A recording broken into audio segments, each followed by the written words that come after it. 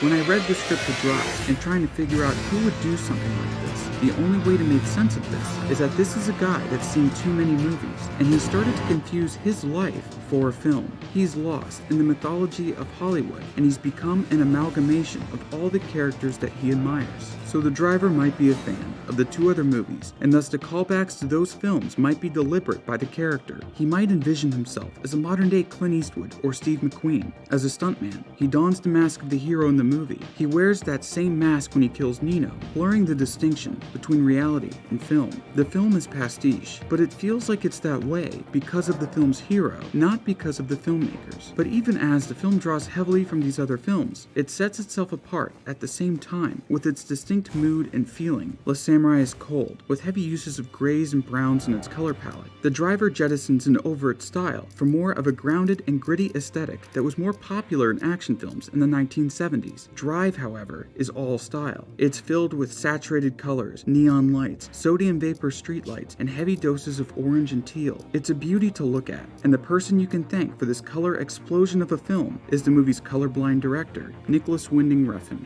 And to think that he was almost not involved in the film. Initially, Neil Marshall was slated to direct with Hugh Jackman starring. That pairing fell through, so producer Mark Platt brought Ryan Gosling on board and had him choose a director. Gosling wanted Refn, but he was not sure that Refn wanted to direct the film. That all changed on one fateful drive.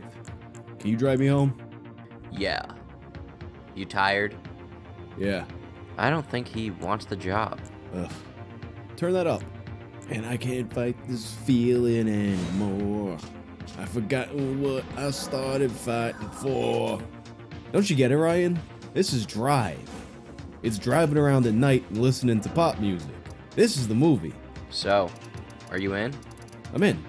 As for the production of the film, it was a low-budget shoot for an action movie. In the opening scene, Refn held the camera in the car. Refn also had as many actors and above-the-line crew members stay at one house in LA while they shot. They would shoot during the day or night, and then edit back at the house, or drive around LA and listen to pop music. They would also work together on trimming dialogue from the already short 81-page script. The whole reason Bryan Cranston's character, Shannon, is a chatterbox is because he's making up for the driver hardly saying a word. A lot of his dialogue was actually improvised. Overall, it seems like it was a really fun set, and I think it shows in the film. You can tell the actors are having a lot of fun with their roles, and it makes watching the film a much more enjoyable experience. So we talked about what inspired Drive. But what has Drive inspired? Drive released at a time when vaporwave and 80s nostalgia just started to hit the mainstream, with the album Floral Shop by Macintosh Plus releasing in the same year. Drive also went on to inspire the cult hit video game Hotline Miami. Anybody playing the game can see the similarities. A jacketed silent protagonist fights against members of the mafia against saturated pastel backgrounds. Perhaps it was the perfect movie that debuted at the perfect time,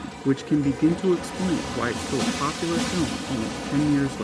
But there are others that believe that Drive's influence has been insidious, ruining a generation of men. Countless green text stories filled the 4chan boards, with anons across the world recounting Drive's influence on their lives. Many of these disparate, socially awkward young men aspired to be just like the driver. Results vary. Today, Turkey Tom joins us to read us some of their stories.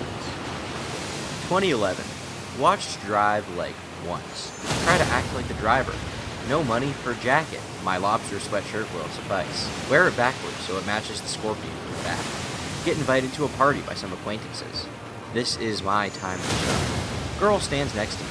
She tries to make small talk. So, what do you do for fun? I wait 3 seconds. I drive. Really? You think you can take me home? Panic. I bike to you. Alright. Randomly grab a pair of keys in the bowl near the entrance. We're in the car. I turn it on, put it in reverse, accidentally slam on the pedal. We jut forward. Turns out it was Drive. We slam into the garage door. Her head slams into the dashboard. She's bleeding in silence. People come pouring out of the house. What the I stay still like Ryan Gosling at the end of the movie. I think Anon and Jenna are dead. Let's call the ambulance. Wait till there is only a couple of people watching for emergency vehicles. Unbuckle myself, run, and hop on my bike and drive away. Real human being. Be me. Watch Drive, best fucking film ever. It comes at the right time. I need to change my life, and I'm going back to college. I want to become more like the driver. Get a new haircut, jacket, and try to become as calm as possible. FF 1 week. 3rd day at college. Feeling confident. Standing tall and relaxed. Get in classroom. Stand in the corner. Sing in my head for a while. Female teacher calls me out. Excuse me, why are you in this class? Wait 4 seconds to answer. It's just the right class for me. People giggle for some reason. Keep a resting face. How come? Wait another 4 seconds. I read aloud. Some girls next to me burst out laughing.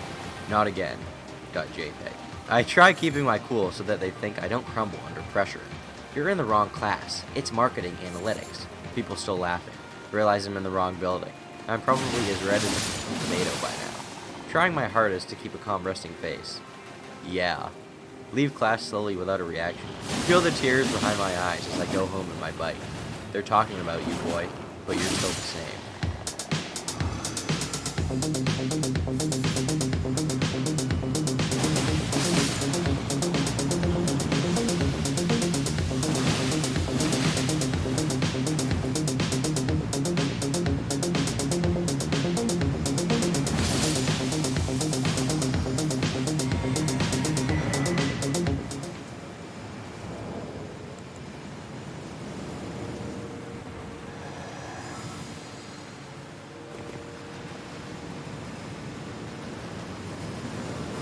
The first thing that people often note about Taxi Driver is how hypnotic New York City with its stark use of shadows, vibrant reds, and omniscient camera movement. Director Martin Scorsese has explained that the idea for the film arose from his feeling that movies often behave as dreams or drug-induced reveries, and that the hypnotic sensibility of the film operates as an attempt to integrate the viewer with the feeling of being in a limbo state between sleeping and waking.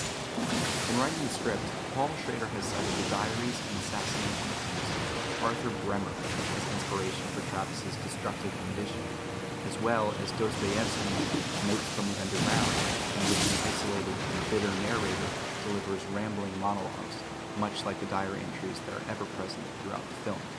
And Schrader states that he saw the script as an attempt to take the European existential hero and place him in an American context. By doing so, the subject matter devolves to become more juvenile in nature. And if you listen to Travis's journal entries, you'll often find that they're childlike and contain little or no actual substance. All my life needed was a sense of some place to go. I don't believe that one should devote his life to morbid self-attention. I believe that someone should become a person like other people. His worldview isn't intellectual, but rather shallow and conceited. Travis struggles with existential grief, but isn't smart enough to recognize the source of these issues. His biggest problem is he can't understand the source of his turmoil, and this causes him to project his anguish externally through strokes of brutal violence. Now, Scorsese has remarked that much of the film was inspired by John Ford's The Searchers, and that Travis in many ways is a contemporary manifestation of Ethan Edwards, a character who is also narratively focused with rescuing women. Let's go, Little Debbie. And there's tons of Western and Native American imagery living throughout the film. Travis dresses in the 80s like a cowboy, his taxi cab operates and his clothing supports his Shit, you really a cowboy? Sport can be noted as wearing Native American clothing, and Travis dons a mohawk haircut in his most destructive phase of the narrative. And like The Searchers, racism plays as a subtle backdrop to the film, stoking Travis's violent nature. You see, much like Ethan Edwards, Travis is a societal reject. In fact, Betsy remarks on his strange personality early in the film. He's a prophet and a pusher, partly truth, partly fiction. Walking contradiction. And she's right. Travis is a walking contradiction. He hates the scumminess of New York, but frequents porno theaters and drives around prostitutes. He talks about maintaining a good diet, but he pours liquor on his breakfast and pops pills constantly. The truth is, Travis is lonely, and as a result, he's a mishmash of various ideologies. For example, note how even though Travis mentions he isn't political, he puts Palatine stickers all over his apartment. Why? Because Betsy, the woman he's attracted to, is a political supporter of him. So he latches onto this.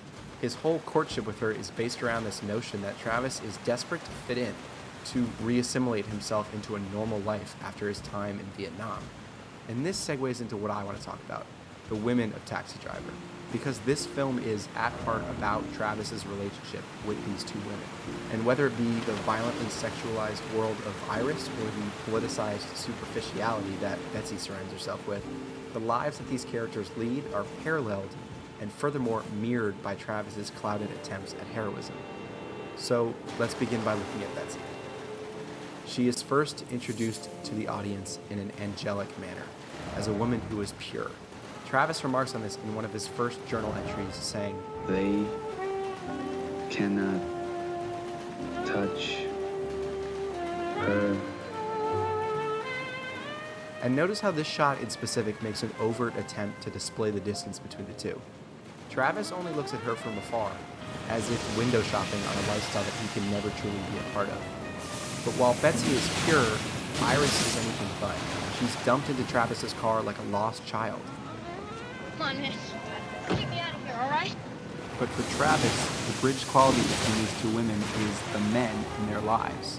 What Travis notices and clings onto with Betsy and Iris is that both of these women are puppets to social and political figures. But this perception is largely formed after Betsy rejects Travis romantically. You're in a hell, and you're gonna die in a hell like the rest of them. Come on now. There's a cop across the street. You're like the rest of them. He's incapable of seeing Betsy's dismissiveness as anything other than a superficial perception of his persona. And this is key to his character. Travis develops hatred for the lifestyles that reject him. I'm hit. What are you on look at? And as a result, his repressed egotism grows. He labels Palantine and Sport as figureheads for his vexation. Travis expresses this frustration early in the film, ironically, to Palantine. I think that the president should just clean up this whole mess here. He should just flush it right down the fucking toilet.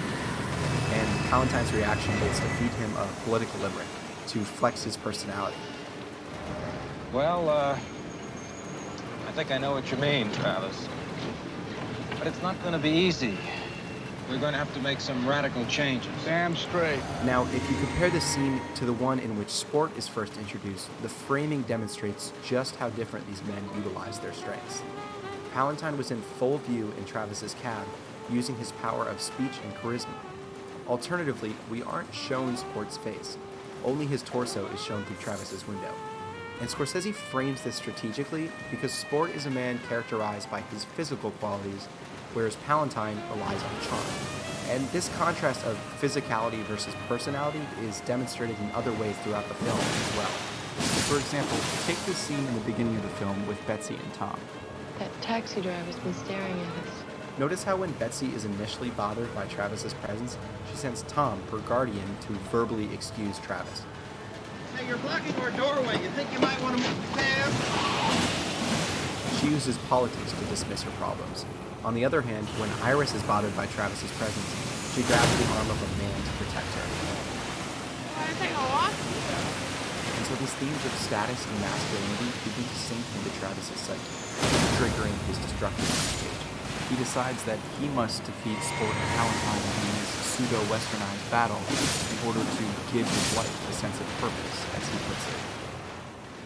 In a 1976 interview with Roger Ebert, Scorsese and Schrader explain that Taxi Driver in many ways is a feminist film, and that Travis is an exploration of the confused masculine character. Scorsese remarks that Travis exhibits the goddess war complex, a psychoanalytic condition first identified by Sigmund Freud, in which men cannot achieve intimacy in a loving relationship, and thus tend to define women as either Madonnas or whores. In Travis's mind, Betsy and Iris become symbols of status and purity, and so he deludes himself into believing his avengement is motivated by altruism to rescue them from oppression, but in reality, his actions are larger attempts to display his masculinity towards the aggressors in his life. And because he was romantically rejected by Betsy, he resorts to expressing his masculinity in a psychosexual form of violence. Stuck on this. Now, what's fascinating about the final act of the film is Travis's immortalization. He becomes an accidental hero, and it's no secret that he's monstrous in his intentions. In Betsy's world, Travis is a vigilante, eager to advance the decay of society. In Iris's, he's a cowboy, a lone ranger ready to rescue a captive. And in this regard, Travis is mistaken by the public as a hero. Ironically, the film fulfills Travis's self-declared destiny in an accidental and superficial sense. I read about it in the papers. How are you? Now, many have speculated that the film's final scene is a dream sequence, but I take issue with this for a number of reasons. Because while this scene has a dreamlike tone, there is an underlying hint of unease that, to me, defines the ending more definitively. The narrative perspective of this film is singular, and because of that, we view the world through Travis's eyes. And if you study this scene, you'll find it's entirely composed of tight close-ups of Travis. Betsy is only framed through his rearview mirror as if to present her a step removed from reality. But none of this is to say that what we're seeing is a dream sequence. Betsy's presence in this scene makes sense, narratively speaking. The surreality is simply a product of Travis's fractured view of reality. And the pivotal moment is after Betsy leaves, when we see Travis's manic being show up again. It's in this moment that we see Travis is still deeply unstable. He's a ticking time bomb, waiting to blow again. This film is, in essence, a study of what happens to man in solitude, how loneliness drives him to points of insanity. And to me, the most interesting facet of Taxi Driver is how Scorsese fools us as an audience. We're seduced into liking Travis, into finding his condition relatable and sincere. But at some point, he betrays us. And it's in this trick that Scorsese forces us to look inward at ourselves.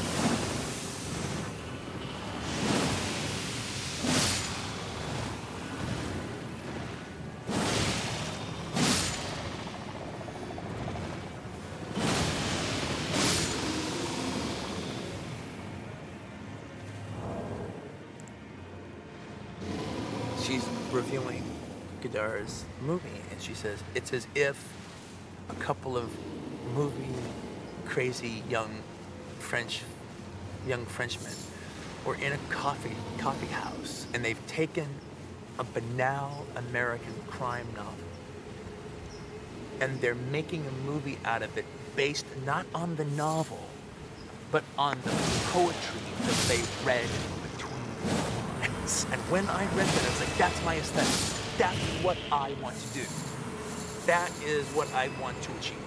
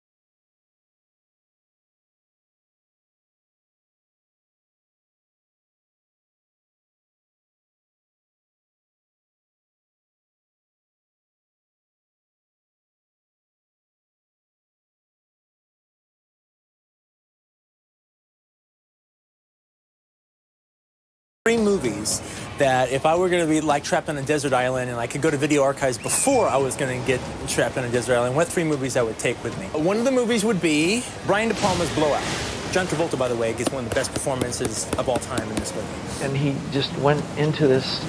Do you know what Francois Truffaut thought about you? Do you know what Pauline Kael thought about you? Do you know that how brilliant you were on the blah blah and this and that? And I'm almost in tears now, thinking, well, yeah, but I didn't know when someone cared that much about all that, you know, and clearly he did. Right. He's like, look, I think he's a terrific actor. I think what you should do is you should watch him in Brian De Palma's Blowout, and if you don't think he's a terrific actor, then maybe we should talk about, should we do this movie together? He decided that there's only one person that can play that role, and that's you. And then he has to fight with the studio because they don't want me in it, but he only wanted me. Want to dance? That morning, I got her and John together in a trailer, and I showed them the dance sequence from this movie, Bend Apart. All right, you know, that little, like, with the three of them. And I go, that's what they're not dancers. They're not executing a dance perfectly. But for my money, they're the greatest dancers in the world. They're having fun. They're not dancing well, but they're actually dancing great because they're having fun. And I'm enjoying watching them, enjoying doing the dance. That's what I want you to do.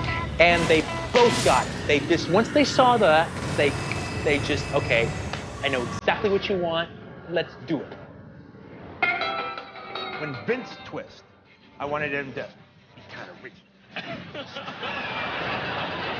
But when Mia twist, the image that I had in my mind was the Zsa Zsa Gabor cat from the Aristocats. And there's that one little scene where the Aristocats dance, and she kind of like...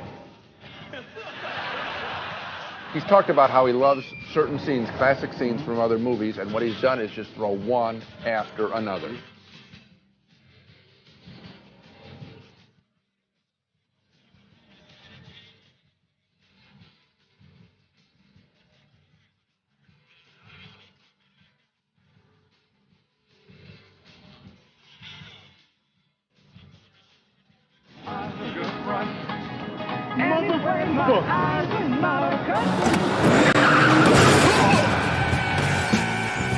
Godard is the one who taught me the fun and the freedom and the joy of breaking rules. You know, setting up a close-up on the back of somebody's head as opposed to, you know, and just fucking around with the entire medium. It's what it is. It's American vernacular, and Tarantino was able to listen to it very carefully because the dialogue is getting to be more carefully written, more character-oriented, and more interesting instead of simply being easily subtitled for the foreign release. When a movie really, really does it to me, it's because it's made me feel many different emotions during the course of it. And especially if I can pull off contradictory emotions. I want to play you as an audience. Oh, fuck's happening? Oh, man.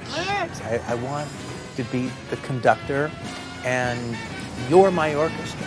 And the sounds that I make you to make and the feelings I get you to feel. And then I stop you from feeling those feelings and I give you something else to feel. And then I stop you from feeling that and make you feel something else yet again. Well, if a director can do that, if a director can pull it off, well, that's a real lucky audience member. Because you really had an experience that night. You went to the movies. That was fucking trippy. There's a French director named Jean-Pierre Melville who came out in the 50s, did a whole series of crime films, always like set in Paris or Marseille or something, that were basically the Warner Brothers Bogart Cagney films, all right, but completely set to this like French Parisian rhythm. But they do it with a whole different style and a whole different perspective, and here they basically reinvented the genre. I'm delivering the goods, but I'm also trying to, you know, reinvent it in a way. Quentin takes these genre elements and shifts them, and in my perception, raises them onto a different level. Yes, he does utilize the genre, but that's not really what it is about. And in the Western section, we find Howard Hawks' Rio Bravo. This is, as far as I'm concerned, one of the greatest movies ever made. Ricky Nelson is so cool in this movie. I'll tell you what I'm a lot better at, Mr. Wheeler. It's minding my own business. If you're really going to make the Western genre really work its magic, then you've got to do your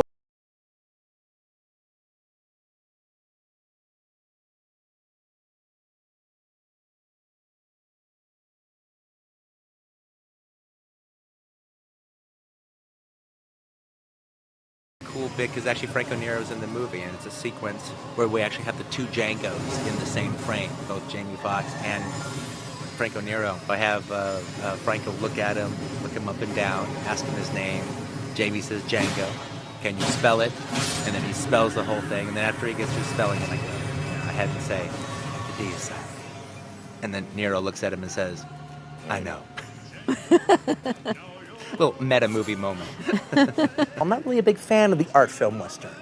You got to still make a Western first. So I'm actually proud that my films, as offbeat as they may be, on my take on the given genre, they still deliver the goods. If you like a Western, you might like mine. Since Quentin knows everything about every movie that's ever been made just about, there's references in the script to a lot of great shots. Taurus Bulba, when Yul Brynner walks up to a guy that gives him a smart aleck response, and Yul Brynner pulls the guy in the horse head. From Wild Bill, there was a shot of a guy falling face first in the mud and not saving himself. It would be silly for me to try to do a John Ford type movie now. You can appreciate them, but as far as actually being a piece that goes out and entertains the world, they were made for a different audience. They were made for a different America. They were made, and particularly made for white people in the America of that time. You know, most of the Western directors that are really terrific all have their own version of the West. Corbucci had the most brutal, violent, bleakest West, and surreal. And then using that fascist-led, bleak, barren, brutal, violent, surreal West as a jumping off point. Well, what is the true American equivalent of that? And that would be being a slave in the antebellum South. So I wanted to do it like an exciting Western adventure, as a genre movie first that uses slavery and the antebellum South as a backdrop in order to tell this adventure. And the adventure that he was down with and I was down with is of a black male rising up, becoming a cowboy, becoming a spaghetti Western hero, becoming a folkloric hero, and goes out and saves his woman. She's in the pit of hell, and he's going to go and extract her from there. He's a troublemaker. I wanted to give black males, and in particular young black males, a black cowboy hero. And not just a fancified one. He actually was a slave, and he was even doing it during slave times. And this is sort of like, you know, this is a Western for you, this is a hero. I watched my father, the Searchers. Yeah, exactly. It was a dad and son. Yeah, to me, Good and the Bad and the Ugly was my Western that was kind of the dad and son film.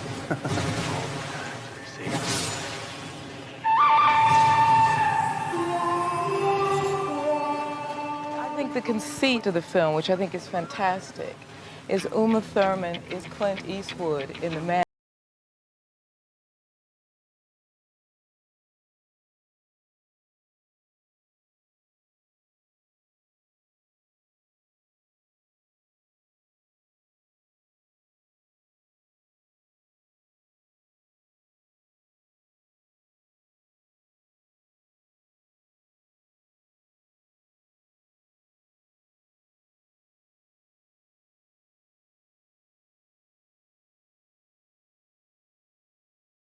Girls by the fact that Uma Thurman is a female warrior. She's a female avenger. Right. Revenge is like one of the classic staples in drama. Because what he does is take the other side of the feminine, the dark side, and puts it and foregrounds it constantly. She's not a victim. She's never a victim in this movie.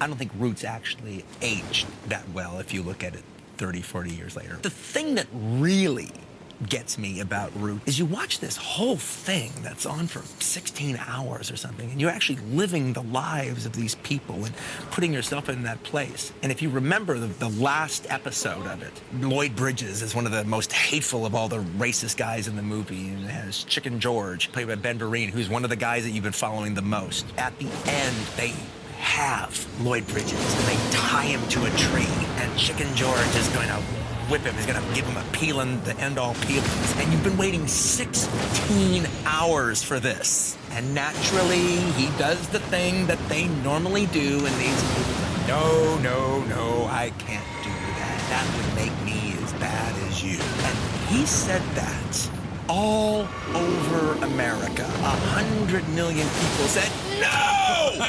Whip his...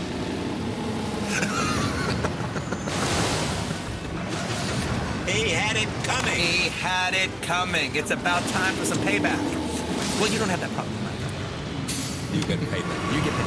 It's really interesting that Quentin, being the product of the culture that made Western possible at all, where because it's the American West, of course, that Quentin would take the genre once removed into the Italian and bring it back to America. He takes like a double turn. In the Laserdisc section, we find the Criterion version of Martin Scorsese's Taxi Driver, starring Robert De Niro, Jodie Foster, Martin Scorsese in a little bit, Sybil Shepherd, but no Harvey Keitel, which is very odd because he has one of the finest performances in this movie, as we all know, Sport. Taxi Driver by Martin Scorsese, Howard Hawks' Rio Bravo, and Brian De Palma's Blowout. If they share one thing, what is it? I don't know what they share. I don't know either. You know what? Other than a major directorial vision. Started casting actors in Germany, and I wasn't finding anybody who quite had everything that I needed 100%. They could do the poetry in this language, but they couldn't do the poetry in that language. I literally had a moment where I didn't think I was going to find it. I can just tell you the day that Christoph came, walked in the room, sat down, and read 2 scenes. I remember thinking, and Lawrence was sitting right next to me, go, we're making a movie. And I think, Quentin, being a poet, uses language to create. So this character does the same thing. They leave out of the other war movies because in Where Eagles Dare, German is English, and apparently Richard Burton and Clint Eastwood speak German so magnificently great. All they have to do is put on a costume and they can hang out in like the General's Club. Forget about the fact I don't buy it. It's also the fact you've got possibly one of the most suspenseful sequences here, but you're pissing it away by English being German. Right now, one of the things that's nice about this process right now is it allows me to be analytical, and I actually start seeing what it is I've done. So I took the scene where Mr. White brings in Mr. Orange to the warehouse, and Mr. Orange wants him to take him to a hospital. It seems like a very obvious scene. Very basic things, especially from where Mr. Orange is coming from. I'm dying, and I want to go to the hospital. But just in writing those words, just all this stuff just started pouring out. That was when I realized it was a father-son story going on, and all these weird connections that happened later. I mean, just little things in the case of Reservoir Dogs. Mr. White keeps saying, when Joe gets here, it should be in time now. He's gonna help you out. He's gonna take care of you. what happens when Joe gets here, he goes to kill him. And Joe is Mr. White's version of a father, and all this kind of stuff. So I finished it all, writing this subtext thing about that one scene. And I go, wow, there's a lot there. That was a very interesting exercise. Now I never need to do that ever again. I don't want to know these things. I don't want to know it's a father-son story. I want to keep it up top.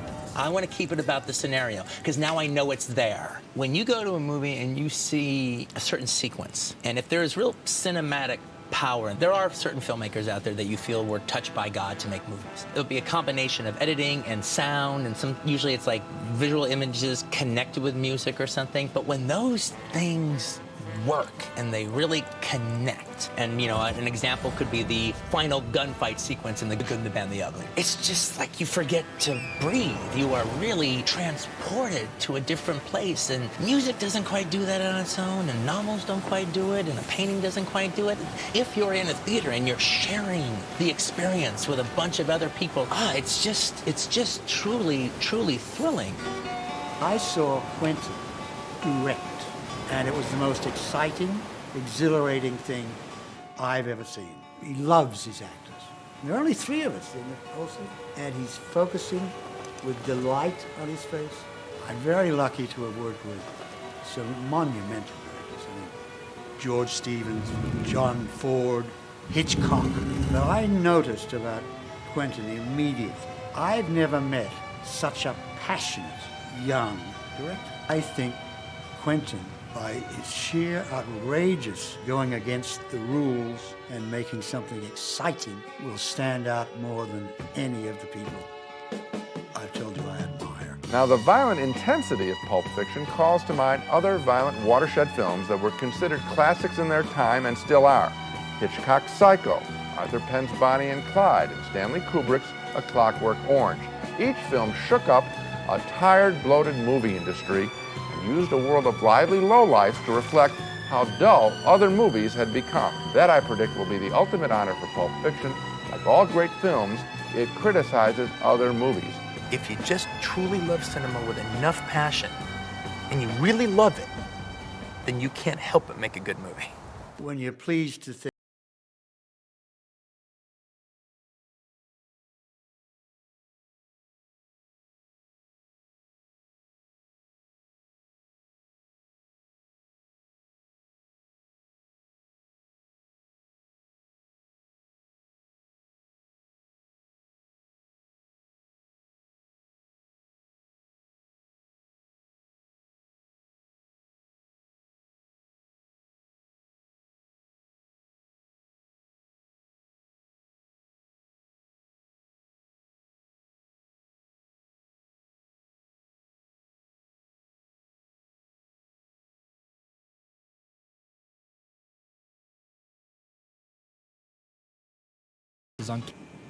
is sponsored by Omaze.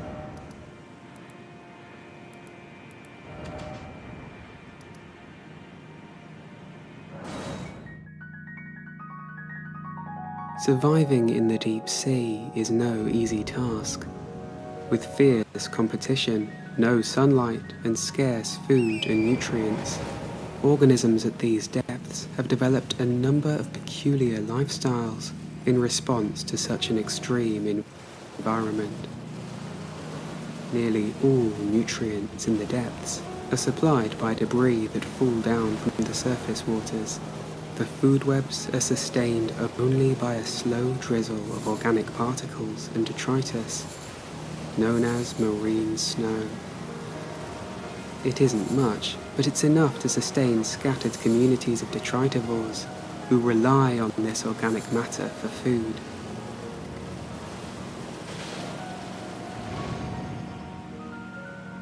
However, on some rare occasions, the nutrient-poor depths are treated to a feast. Every now and then, a cetacean carcass will sink to the sea floor and draw scavengers from miles around to feed on the nutrient-rich carrion. This is a whale fall, an event that creates complex localized ecosystems on the sea floor, which can support life for decades.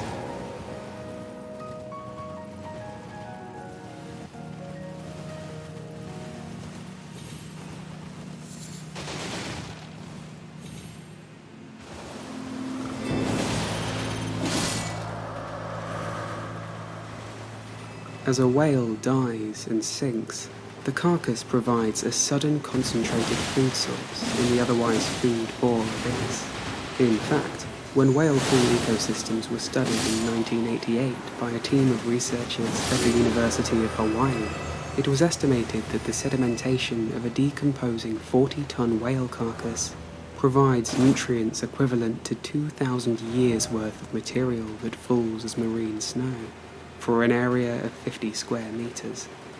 In a region of the ocean where food is often just a slow trickle from above, these events are significant. The body can last for decades. In that time, it creates an island of life on the sea floor, supporting an ever-changing ecosystem that blooms out of the benthos. And as it decomposes, it provides a miniaturized model of ecological succession.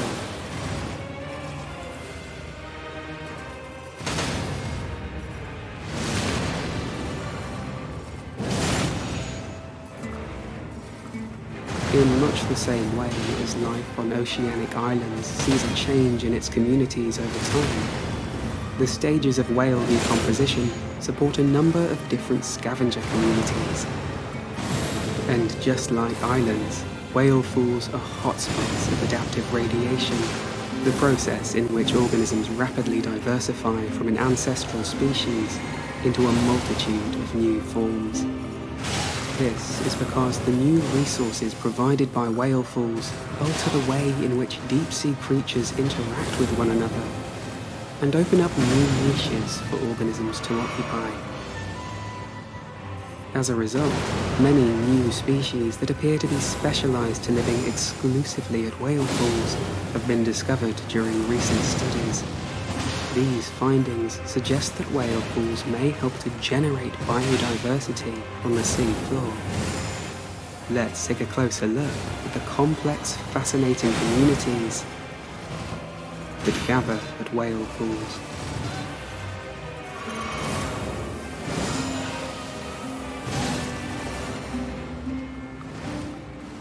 It begins at the surface. Soon after death, the insides of the whale begin to decompose. As decay sets in, gases cause the body to expand and float up to the ocean surface, where it's scavenged by sharks and seabirds.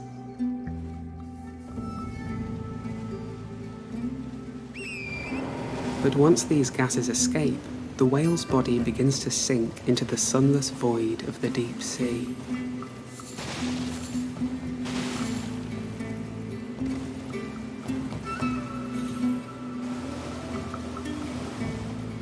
Once it settles on the ocean floor at depths of 1 kilometer or more, it can be classified as a whale fall. And now begin the 4 key stages of ecological succession, which each support their own distinct communities of life.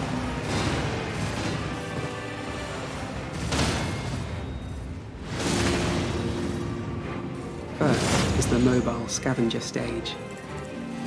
After the carcass comes to rest on the ocean floor, life arrives at the scene in a matter of hours. Mobile scavengers such as hagfish and sharks are lured by the scent of death and swim from afar to consume the flesh and blubber. Hagfish use their dental plates to burrow deep into the carcass or bite off chunks of food. While they eat, they twist their bodies into a knot, then pass the knot along their body and force it against the carcass to increase the power of their bite. This allows them to tear flesh from even the toughest of meals. The mobile scavenger stage of whale-free ecosystems is characterized by larger organisms visiting the carcass, like this sleeper shark, which can grow to nearly 7 meters in length.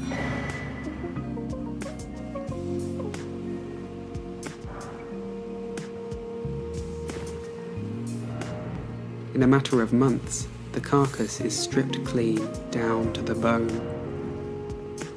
However, in an ecosystem so nutrient deficient as the deep sea, when something so large falls to the depths, nothing goes to waste.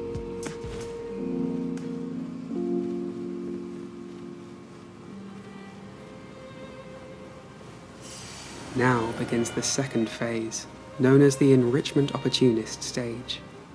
Many of the larger scavengers have moved on, and it's now the turn of smaller organisms to comb the surrounding sediment for decomposing tissue.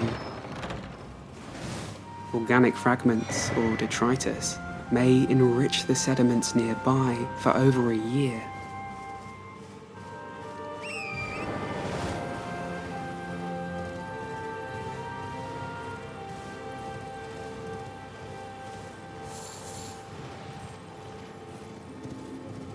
The carcass you're seeing now was filmed in 2019 by the EV Nautilus team at the Davidson Seamount, 3,240 meters beneath the surface of the ocean. Here, invertebrates have begun to colonize the bones. Worms, crustaceans, and mollusks like these moose octopuses feed on leftover blubber or burrow down into the nutrient-enriched sediment beneath the whale. Eelpouts pick the bones of any flesh left behind by the mobile scavengers. Over time, as the organic material is slowly depleted, the scavenger populations begin to decline.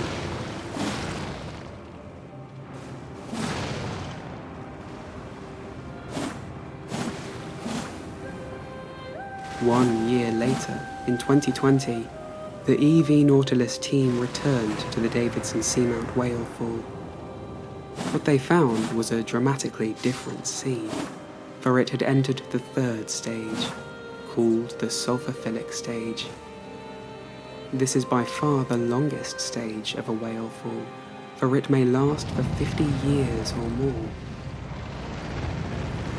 Many of the bones appear to have disintegrated, and there's a much lower density of scavengers. But although the carcass may appear devoid of life, the remaining skeleton supports a remarkable community of chemosynthetic bacteria that begin to break down lipids trapped in the bones. This process forms sulfides as a byproduct, which are released up to 8 feet into the surrounding sediment and support a rich mix of dense bacterial mats, mussels, clams, and worms, feeding not on flesh, but on the microbes. Polychaete worms, like the bone-eating Osedax worms, carpet the whale's bones in a fuzzy red fringe. These have neither eyes nor mouth, but they present reddish plumes that act as gills and green roots that burrow down into the skeleton. From the marrow, the worm's roots extract fats and oils, which microbes living inside the roots break down.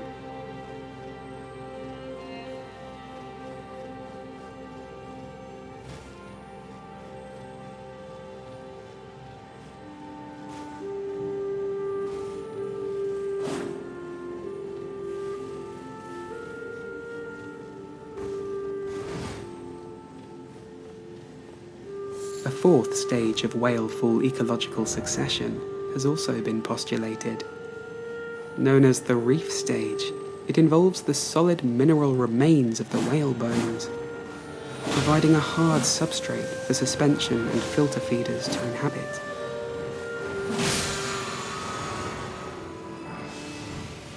Out on the abyssal plain, the soft sediments prevent many sessile organisms from finding a solid surface to attach to.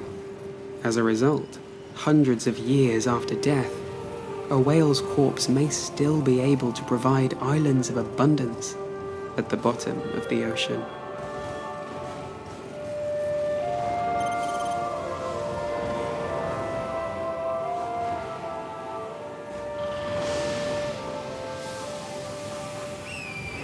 The successive communities that thrive around these whale carcasses show just how important whaleful events are to the deep sea ecosystem. The immense biomass of whales, and especially high bone lipid content, allows their carcasses to support diverse and complex ecosystems that would otherwise not exist in the energy-poor deep sea. But they're not only important for the survival of existing species, for the niches they create may play an important part in allowing new species to develop. For example, an abundance of new bristleworm species have been discovered at these sites, which may be uniquely adapted to survive at whale falls.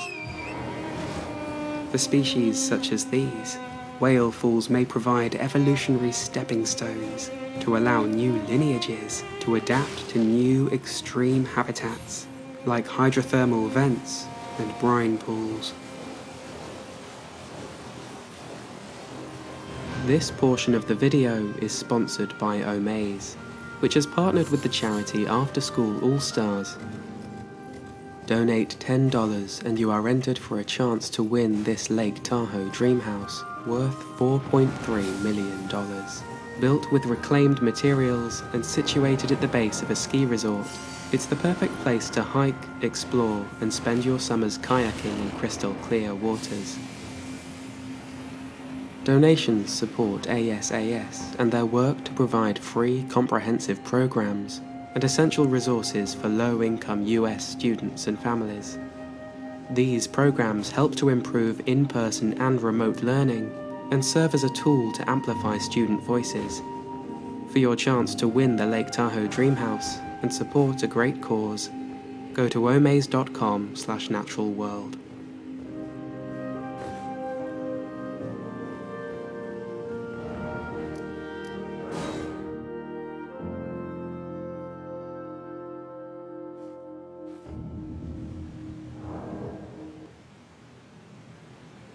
How come the E-Rob viewers are like the nicest viewers on Twitch? You say Kava, but they always come in and say nice things. I can't tell if they're being sarcastic or not. They're sucking you out to piss them off? Don't care. Clint, fix your chat, but it's so positive. What is wrong with you? Why would you want to time this out? Look at that. Clint Stevens is the best. You're our favorite. You want me to start banning these guys? Clint has a small piece of his Mario Kart. And he didn't even spell Mario Kart right. What the fuck?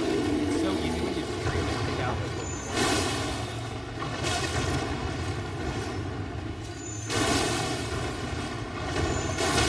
Don't hit. God damn it! Dude, that Ireland connection, I don't know where the fuck he's gonna be. Was that top 5 or top 4? Top 3?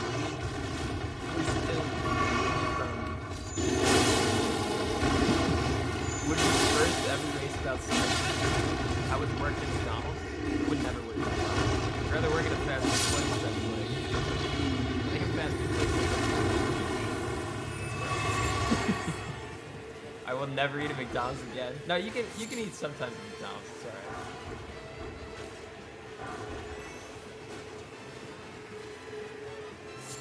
No. Okay, good. I still got it. Oh man, I can't believe that guy behind me didn't pass me. There was like 3 people right there. That was close. I'm quitting my job to pursue my passion. Watching you full time. Wow, nice. Except you're gonna have to get like another job to support watching you full time because we don't really stream that much. But I admire the whatever the fuck you call it for pursuing your dream. You gotta respect people like that, chat. Even if it goes horribly wrong, and he's like a week later, he's like, damn, maybe this was stupid. He's still going out on a limb. My dream is to do nothing. Okay. Well, are you doing nothing right now? Probably. Most likely. I think you're doing a good job. Okay, oh, come on, Plop. I cleared it out for us.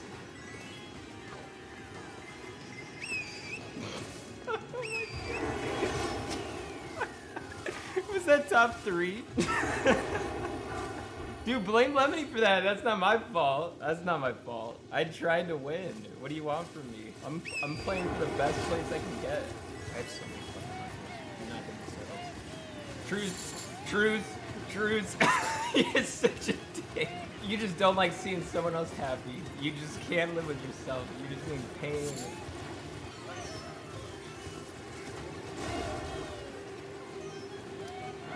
You would think Mario would be good at Mario Kart, but no, he's fucking terrible. Why did I pick this character? Single digits next to your name, you're fucking nuts. What's your opinion on Arby's?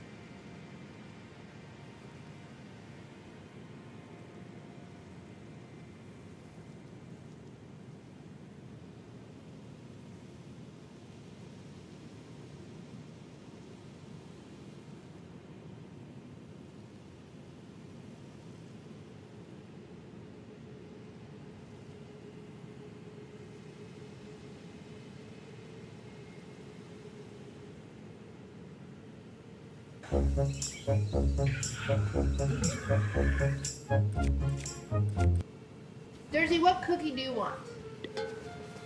When I was a kid, my high school would make us sell cereal boxes. Cavalier Crunch. Why? I don't know. To make money? Oh. It was always a scam because you would sell it and then the item you would get would be like worth pennies on the dollar. I remember we sold chocolate bars one year, and I was the best chocolate bar salesman, and I won a slip and slide. How many did you sell to become the best? I think I sold like over 100. Ooh. I went door to door. I gave up really early. Oh. I'm not a salesman. I've always been a hard worker. Something about me. Chad, she was being such a dick to me the other day because we were hanging out, and she was like, "You could never work for me. You couldn't. You don't work hard Guys, enough." imagine him working for me. Dude, I could be a great employee. Can you explain to the YouTube people what you're doing? Yeah, Ludwig, go ahead. You're the pro. What the heck? You're making me do it? Yeah. All right, but you have to say I'm a good employee after. That's such an easy trade-off. I'm not a good employee. Okay, but if I'm doing work for fired you, from every job. I have not been fired. Why would I want to hire I you? never got fired. If I from my saw job your at Best resume, Buy. I would be like, oh. I wouldn't write fired. And then I'd say, what are these? Why are you working for such short times at so many different jobs? I would say I like exploring new options. I moved a lot. Really? Because they're all in California. Here's the thing about me.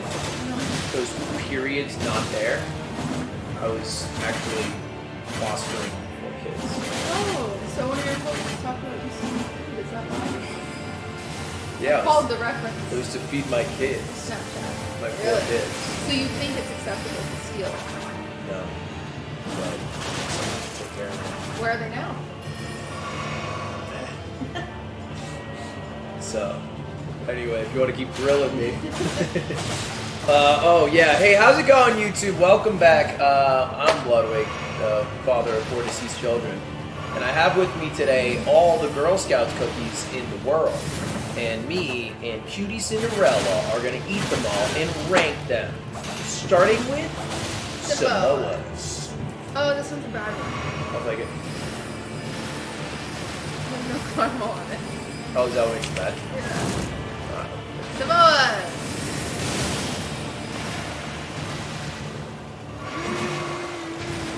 That's just a good cookie. Yeah. All the other cookies I'm done split. These ones? That's just yummy. I wish I could eat that whole thing. I got 18 more cookies. The cool thing about these cookies are the ones we bought them from the Girl Scouts in New York. There's a certain troop that is all homeless Girl Scouts. Yeah. And the money goes directly, well, I'm sure not directly, but the majority of the money goes directly back into their troop and stuff, so they can go to camp and stuff like that. That's cool. Trefoils. Trefoils. It's definitely not truffle. Trefoils. Trefoil. Trefoils. Trefoils. Like 3 foils. No. Oh, ew, crumbs everywhere. What is How do you this? say this? Shortbread. What makes a cookie short? Why not just bread cookie? Because it's flat. Bread. So this is bread? Well, without leavener, yeah. These are fine. They use shortening. Actually, they don't use shortbread cookies. Whoa. I'm getting to the bottom of it. In all my shortbread cookies, I use butter and butter only. She's right. No shortening. She makes. I'm a pastry chef. I have a degree. What can I say? You know the best part about these ones? It's only 40 calories a pop. No, 30, 32. Wow. Toast, yay. Toast yays. These what ones, toast goes I think like. these are pretty new. What Toast are they? yay? French toast inspired cookies dipped in delicious icing full flavor every bite. In my whole ass life, I have never seen this ever. Dude, holy shit. Oh my god, wait, these are crazy. I did not expect it to be that big. I also expected it, based off this picture, I thought it was a little sandwich. Oh, yeah. Sandwich Both sides. Oreo. Yeah. This is like the size that they make Cinnamon Toast Crunch on the box, and then you open it and expect it to be this big, and you can see the flavor, but you actually can't. It's really sweet. It's so sweet and so mid. If you like Cinnamon Toast Crunch and sugar, you'll like that. If you like taking those tubs of frosting and just bringing a spoon to it and then to your dome, then yeah, you'll like that. Yeah, if you like mixing Cinnamon Toast Crunch in a thing of Pillsbury frosting, that is what this tastes If like. you like crushing up sugar cubes and snorting it, this is probably you. This is definitely last. Yeah. Over there you go. Tag, oh no. Yeah, let's go tag one. This used to be my Tagalongs. What are these? The chocolate peanut butter ones? favorite. Yeah, because there's a nice mouthfeel when you bite down and you go through the soft peanut butter, and then you hit the base where there's like the solid, and I like to just rest in that zone. What's weird? That's my meditation. I like Reese's. I think they're fine, but I've never been a crazy chocolate peanut butter person. Peanut butter chocolate flavor. Like I did a wedding cake one time that was chocolate peanut butter wedding cake. It's kind of weird. And like I don't like Reese's Cocoa Puffs. I feel like my. It's like such a childish wedding cake. Chocolate peanut butter. Why do you have to have an adult wedding cake? What does it mean a childish wedding cake? A cake is childish. That's true, actually. Unless you're like, oh, I want a chiffon cake with a mascarpone filling and a rum drizzle. Like Burgundy. You know what's crazy? The #1 wedding cake flavor, the #1 is funfetti. I made funfetti more than any other flavor. Really? These are great. I just love peanut butter. Yeah, you love peanut butter. I love it. These are fine to me. I won't put it above Samoa's, but I will put it above Trey's foils. I would put these below trefoils. Trefoils. Best of 1. On shoot. Rock, paper, scissors, shoot. Rock, paper, scissors, shoot. Rock, Sorry, I had the phone. rock, paper, scissors, shoot. Rock, paper, scissors, shoot. You're such a jerk. Third place it is. Best yet again. Lemon Ups. I bet I'll like these. You know, part of the new one? I didn't like. Yeah, I think. Well, they replaced lemonades. So there's another lemon one that these replaced. Lemonades. Yeah. Oh, this one. I remember this one. Yeah, apparently lemonades are like getting discontinued, and lemon ups are taking their place. Oh, so we have to decide what we prefer, lemonade or lemon. Yeah, and people drop are like really up. upset that lemonades were getting. Why are lemonades getting so destroyed? I don't know. Oh, what a huge one. What the? Why do they make these big cookies? The package is so deceiving. I think it's going to be small. So it's kind of cute though, because it looks like a slice of lemon. I'm getting the other one so you can test it side by side. This is just more shortbread. This is a crispier cookie. Guys, I'm gonna say it. Lemon ups are better. Oh yeah, for sure. Lemon ups are better than lemonades. But why didn't they just... it's such a minor change. You know what I mean? Yeah. I don't know why they changed the name. It's more tart. I wonder if this one tastes artificial lemon. I wonder if that's what they did to make more money off of it. Plus the glaze on these is like way more delightful. I also think the cookie is lemon in this, and it's like not lemon in that. The only thing that's lemon is the glaze. Yeah. I will say, even though I like these more than the chocolate ones, because I just don't like chocolate cookies. Same durs. I can respect that the majority of the world probably likes the chocolate ones more, so I'll put them here. And then the lemonades here. That seem fair?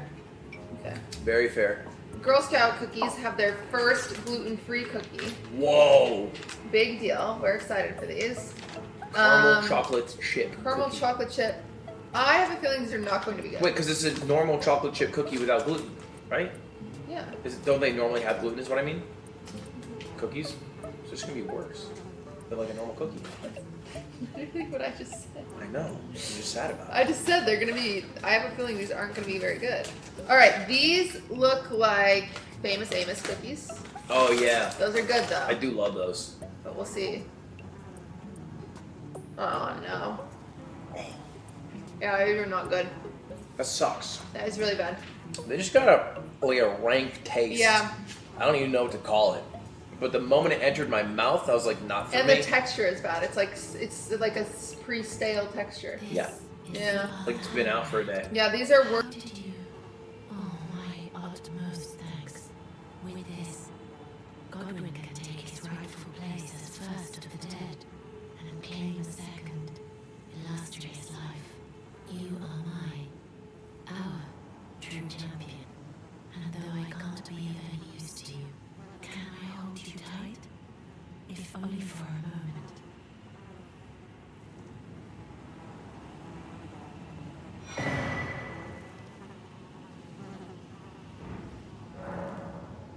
I will soon lay with Godwin, and it will surely stir within me the new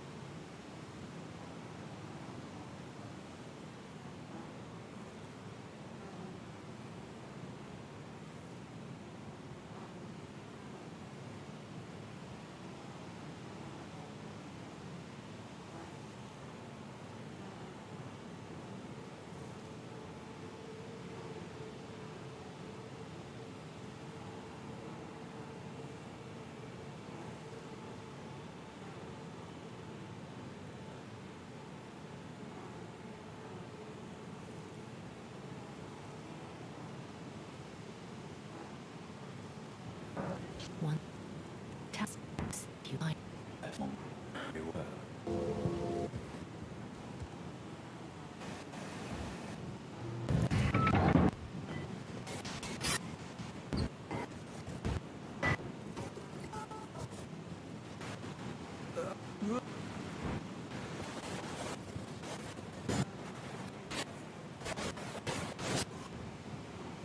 Ah, there you are. I knew you would come, like the dog. Ow. Seems time's flesh our time will bite.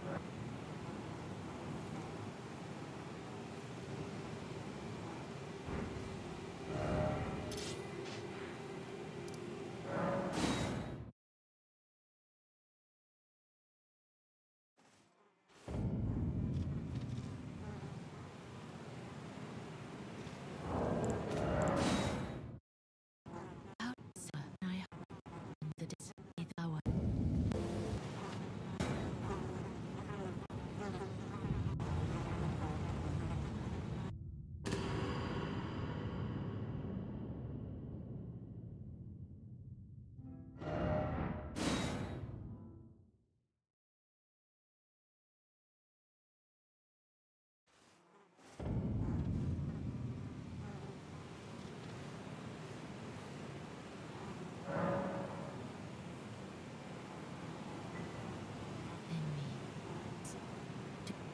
Live in death.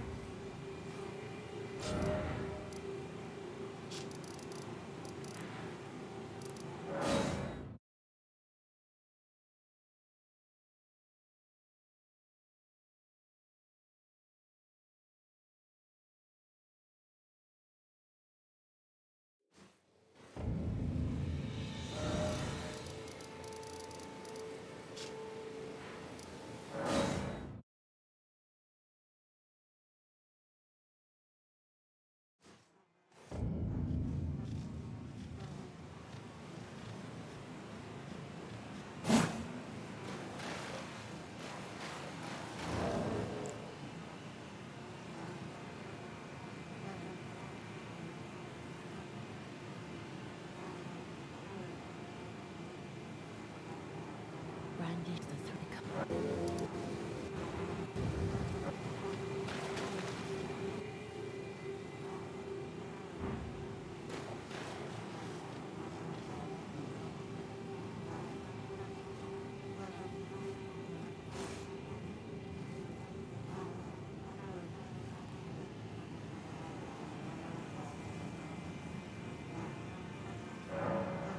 This is goodbye. I choose to lie, and I will bear who will inherit. What greater bliss.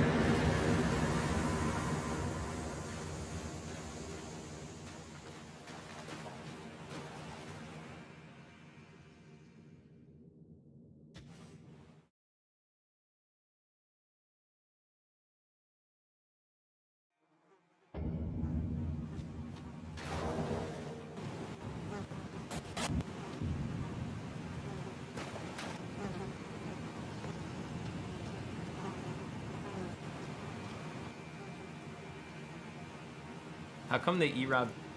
Worse than the these are worse than Big Toast. than the toast cookies, Which was a low which bar. were bad. All right, come on. Let the gluten freeze bring it back. Okay. Sure, Toffee-tastic will just Toffee crush it. tasket. Let me see if they use rice flour instead of oat flour, so it should taste different. And Maybe that-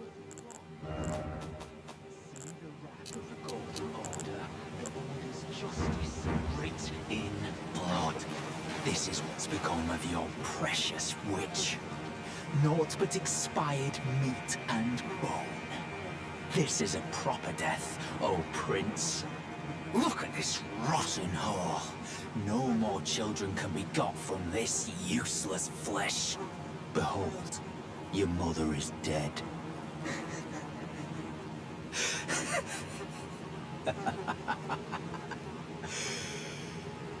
This is revenge, you witch, and you ghoul.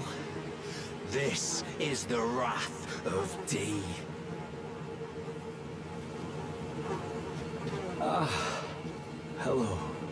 The rotten witch is dead. The golden order unsullied.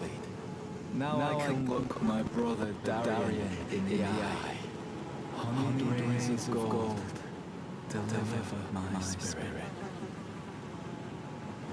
Darian, now I have no regrets. Honeyed rays of gold, deliver my spirit. Darian, honeyed.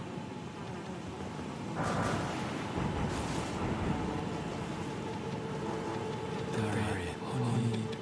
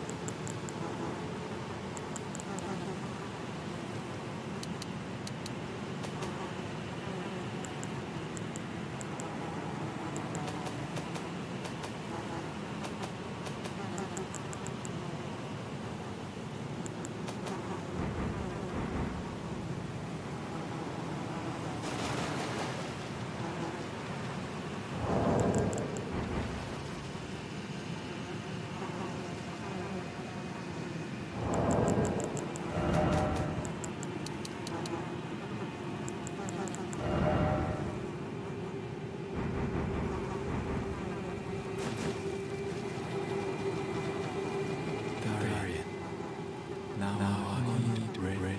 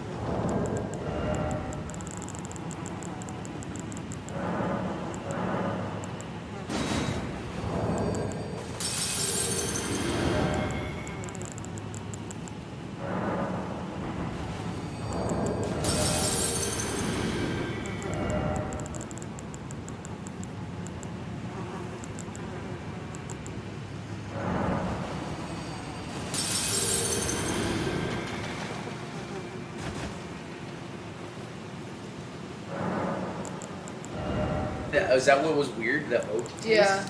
I have a feeling based on the ingredients this is much better.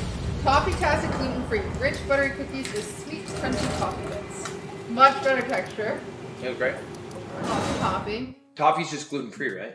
Yeah, toffee's just sugar. Just little caramel bits. There's just so much toffee that cookie doesn't even matter. I'm just munching on toffee at the end. Mm-hmm. I think that was better than both lemon. No. It was better than this lemon. I disagree, but I'll acquiesce. You're so obvious. You're so dumb. You're so obvious. Just had that read from the start. Okay, Adventurefuls. I don't think I'll like these. I just don't like chocolate cookies. I think they're stupid. This is like a brownie thing, right? It's like a brownie with a caramel. It's like a hard caramel. Oh, like for 80-year-olds. Yeah, it's like a Werther's original in the middle. Sucks. These suck. This is the same cookie base as Thin Mint. Yeah. You can even taste a little bit of mint. Like they didn't do good at cleaning the bowl out before they... It wasn't advertised as mint at all, too. No, yeah, so it tastes really similar to a Thin Mint with just caramel. Yeah, that's not good. Well, I was like... Oh, sorry. I thought it was good. I actually like it. No chance. I switched my mind straight up. That is not good. Because I hit the base and I was like, that's just Thin Mint? But I they know, have it's just caramel Thin Mint. And sea salt. Yeah, so it's... That's good. It's bad considering that it's not supposed to be Thin Mint. You don't know this. When they add salt to it, it actually accentuates the flavor of sweets. That makes... No, you're not... Because it's... what it does is it diffuses the palate of the mouth. Okay, essentially, it shouldn't taste like mint, is what I'm telling you. What if that was? What if it was like a little surprise? If it said mint anywhere on here, if it said a hint of mint, then I would give it a pass. But right now, this is just false advertising. That's fair. There's not even mint in the ingredients. Imagine someone's allergic to mint. They f***ed up because they use the same base. I think that's legit. They just forgot. I think they didn't clean their bowl out or something. No. I think they just got lazy, but I don't think they were like. I don't think if they ate this, they'd be like. Where do you spot this here? Okay. There. Still pretty good. No, these are trash. Yeah, fair. Those are bad. But the lemonades aren't terrible. The only reason I would eat this is if I was craving a Thin Mint and we didn't have any Thin Mints. Really? Yeah. I would never go out of my way to eat that one. Fair enough. Dosey Dose. This one is a popular one. Oatmeal sandwich cookie with peanut butter filling. Love peanut butter. I have a feeling you would like this one. Peanut butter feeling. They look like Nutter Butters. I think these are going to give Nutter Butter vibes. I love Nutter Butters. And I love Nutter Butters.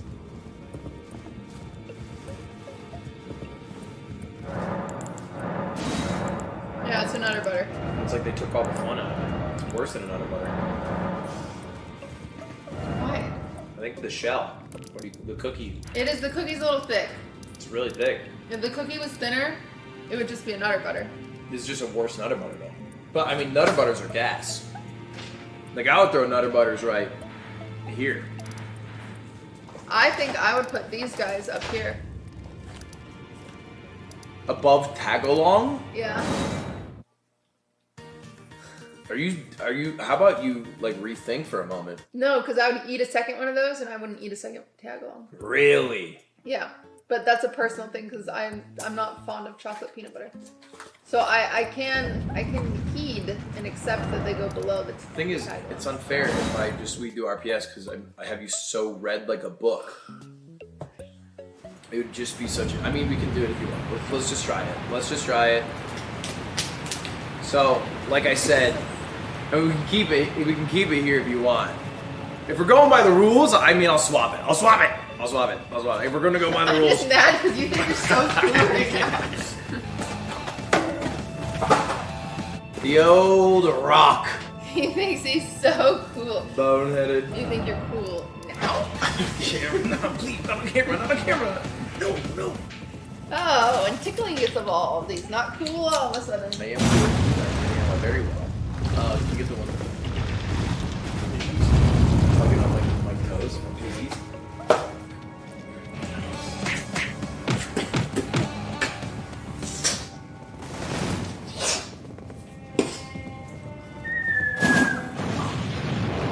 Oh shit, I got.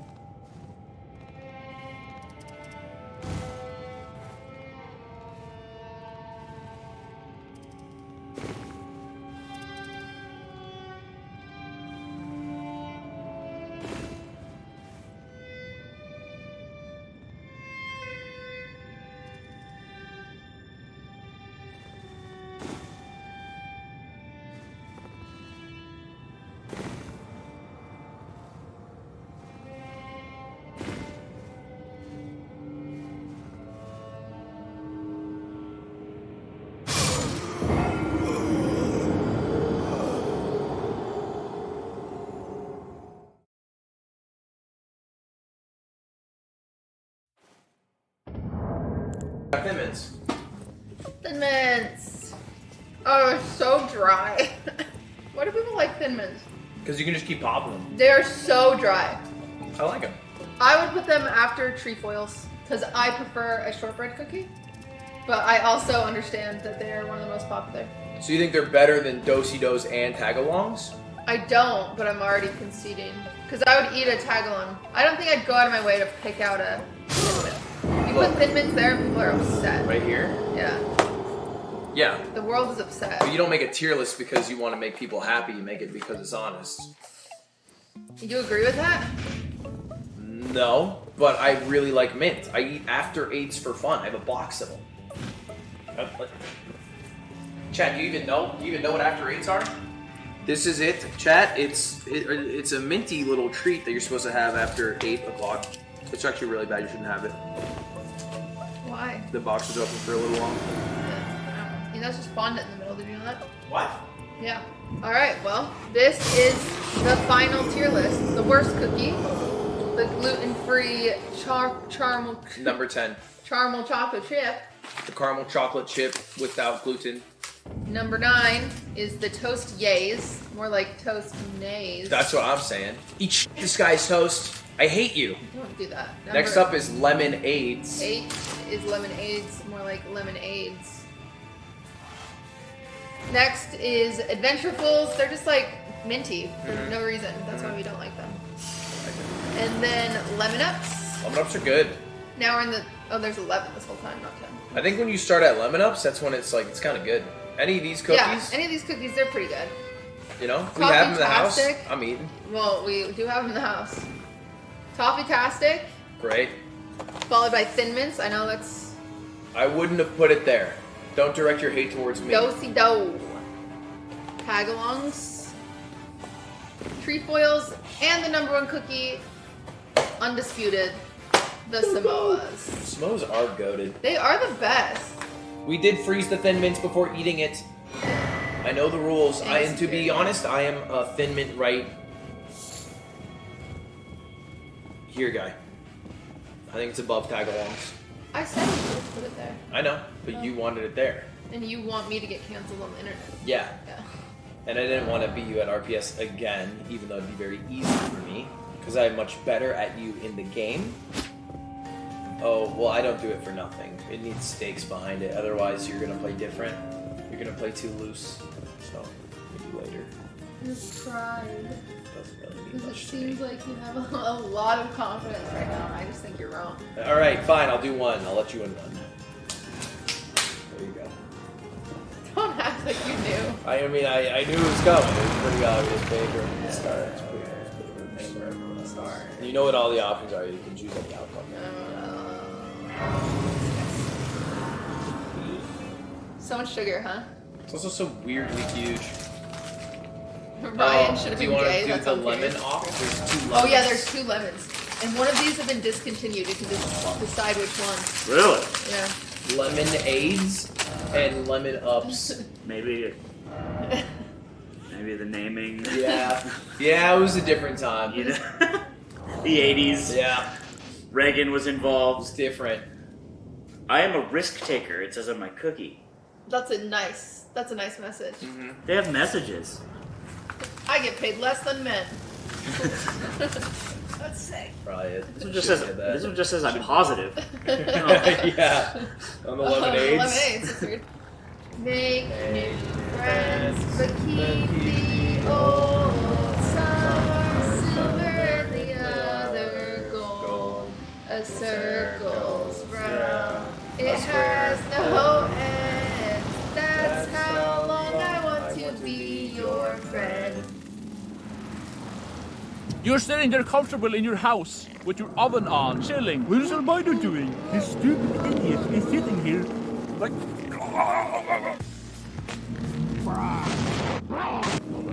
Last time I did this, we had 1,000 bit rate. Now we have 6. We have 6. It's better. Is it cold? It's cold, yeah. But it's not like cold. We got like -1 Celsius, that's some wind. Up there, that's where we did the last one. The last IRL stream was up there on that thing. And that's the antenna. that gave me zero connection. Like it's a little spike up there. Anyways, we're gonna go build some sausages like on the south side.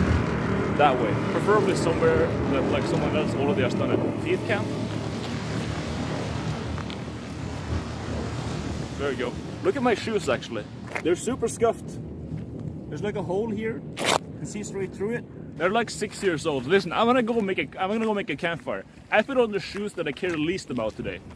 I put on the wretched little not the actual good shoes, alright? Your Jordans are fake. Yeah, they probably are. What the dog doing? I could not. Dude, I really wish I had this like good connection when we did the midnight sun stream. When I like got on my bicycle and I went like all the way out there and biked all the way in and then over the bridge. Är det där? Dude, there wasn't actually one guy.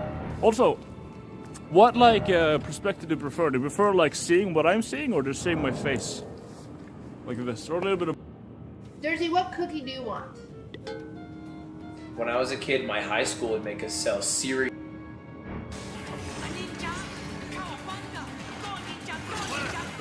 Oh, wow, wait. What are the odds? Okay. I didn't remember that. I was just kidding. Just out of range, why? Still out of range, Jesus Christ. Okay, hard mode is absolutely... Holy shit! The difficulty just spiked hard. Nope. Oh my god, once they get me in a corner, they just have their way with me. Why?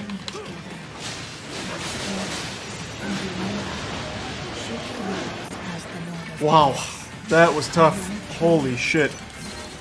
Jesus Christ. Even when I did pull off the occasional parry on them, they were too far away.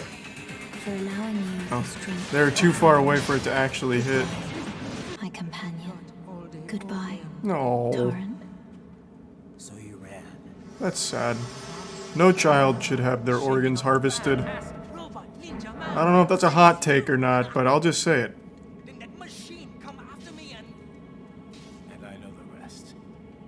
Bro, those machines killed me like 6 times, so you wouldn't have stood a chance.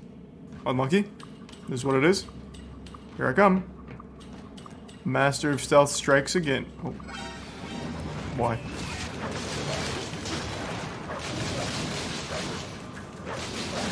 Nope. Is there a dodge button? There's gotta be, right? And I just haven't used it yet? Oh, wow. Do you think Metal Gear Rising 2 will ever be put into development? No, and I kind of hope it never does, after what Babylon's Fall became. Apparently the guy who made, like the main guy behind Metal Gear Rising made Babylon's Fall. The man's had a rough time. That shit was trash.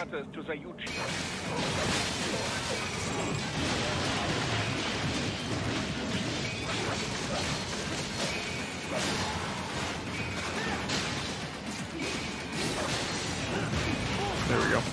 Very clean. When there wasn't 3 of them, that shit was easy. Oh, fuck. Here comes 3 of them. Okay. Do I have to talk to this guy? Oh, oh my god, I'm so fucking sorry. Nope.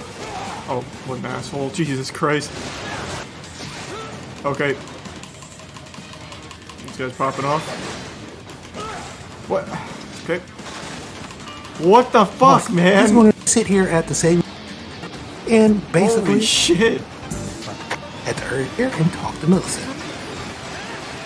Just fucking spam lights in here. Man, what the fuck? Oh Jesus. I'd head over here. Oh, clutch. At the Earth Tree Creek.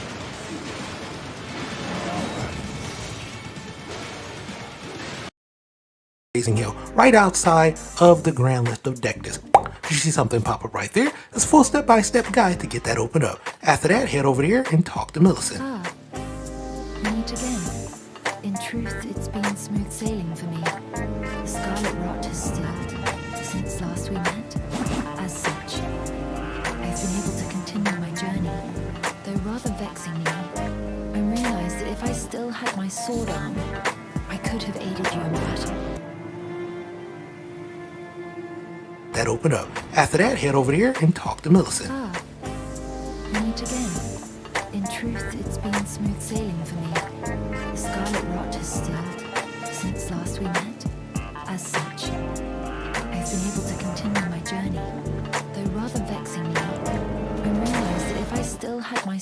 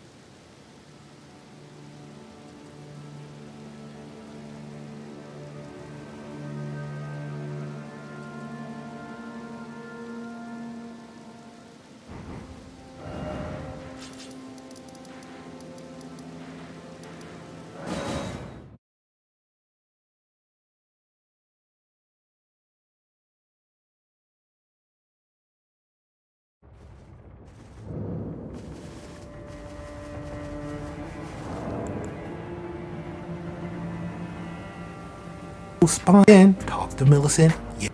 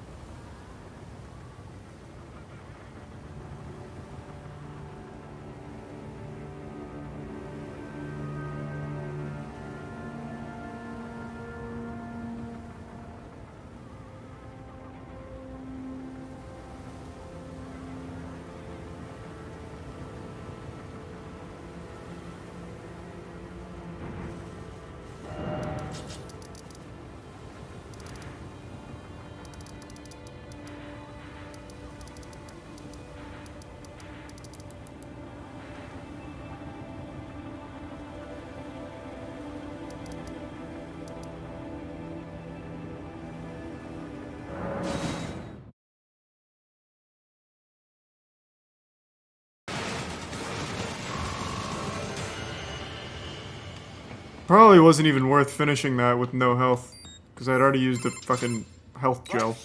I knew I'd seen that guy before. I Stephen think tier 1 Armstrong. in As F. in Colorado Senator Stephen Armstrong. They're all talking about him as a shoo-in for the nomination in 2020. George!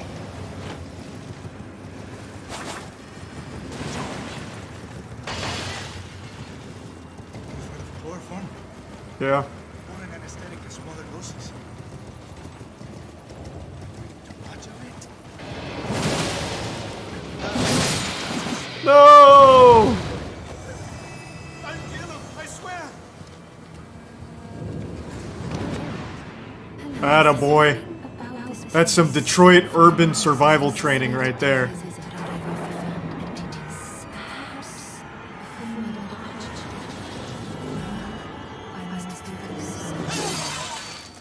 For which I have you to thank. I must stay strong. Well, I must focus. I must.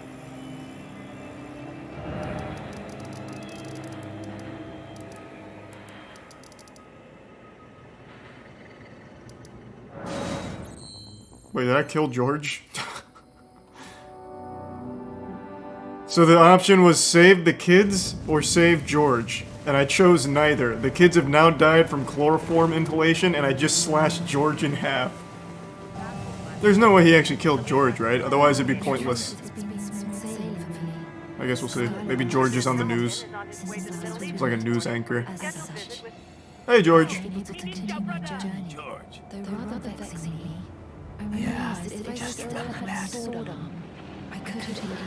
Oh, hey now.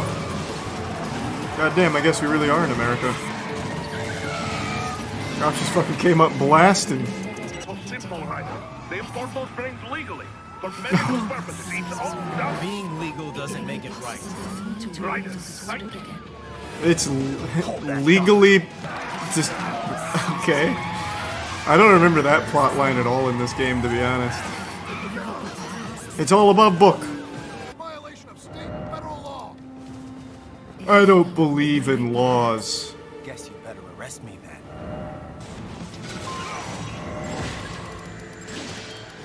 Nice. Super clean. Never mind. No, we're good. I thought the other guy didn't die or something. Very clean. Oh man, he's getting fucked up. Damn, he did not expect that. Wow, this poor guy. 69 hit combo, that was easy.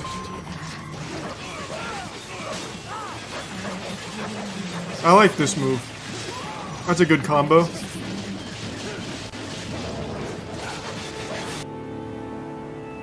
Yet again. Of rolled all.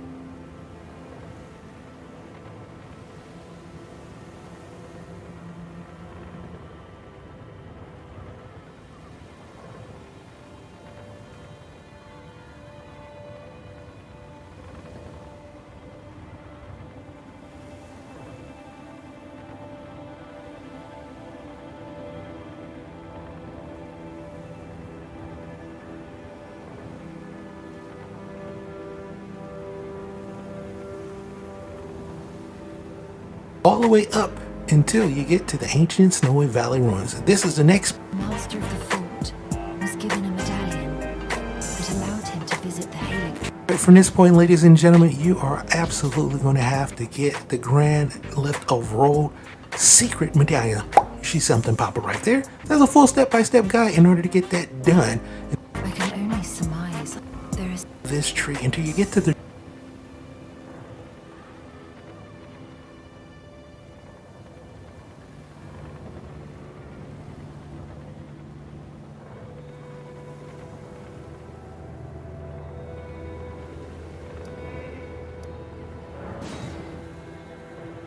Yo, it's just the 3D Jump King DLC. It may as well fucking be the way I play this game. Jesus Christ. Hey chat. I've received a package from Royal Mail. And it is making these weird noises. Listen.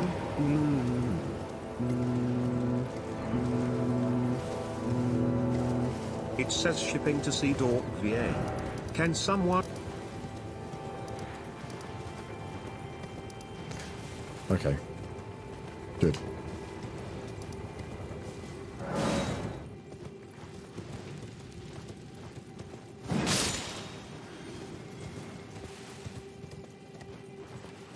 Where's this last fucking thing I'm looking for? What annoying. How are these things so hard to spot? They're like weirdly like really hard to spot for giant fucking stone pillars. You'd think they would stand out more, but they don't.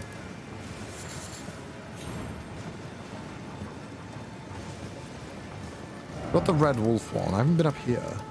He's up here.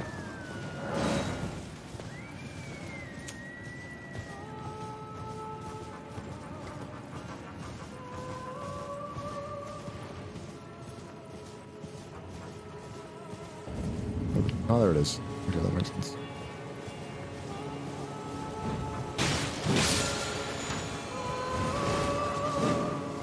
Enchanted shot. Oh my, alright. Oh, it's, my god, so... Okay. Alright, it's done. Now I can go and fight this thing, whatever it is. New York Reds. Powerful things, dude. Over here, right?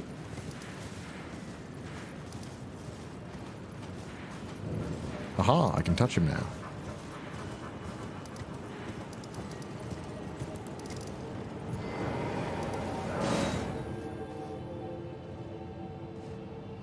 Or if it's just like fucking Freddy Fazbear, bro. just fighting Freddy Fazbear. Fazbear? Oh, it's gonna be another fucking deer, isn't it? Hold on. Alright, let's beat it. The last one wasn't shit. Let's beat this one.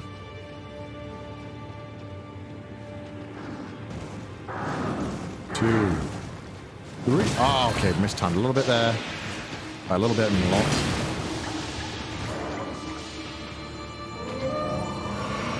Oh, this one's one of the... What? What? They're running away. Wait, he just spawned a bunch of wolves or some shit near him? Did they do anything or no? One. Okay, nothing. It's just kind of annoying.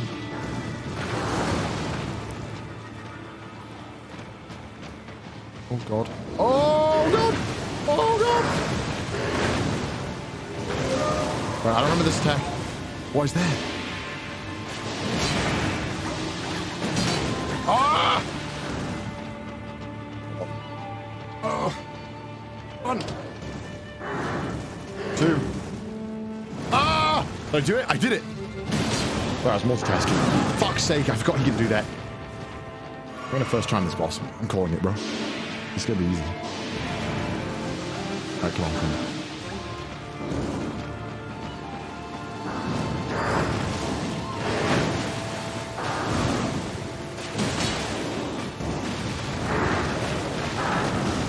No!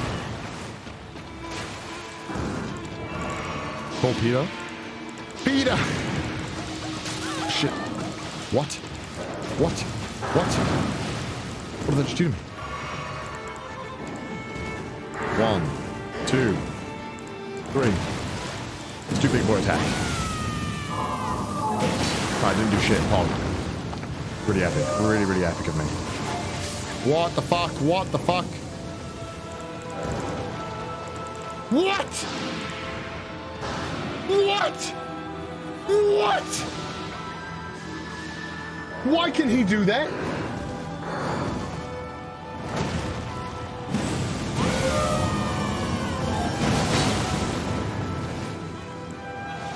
How is that fair?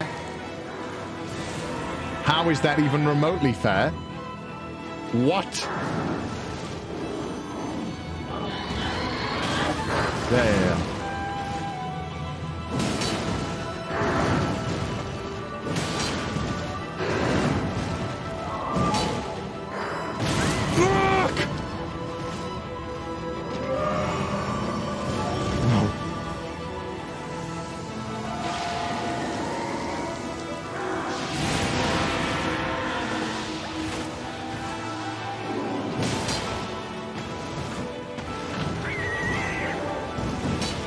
Fuck's sake.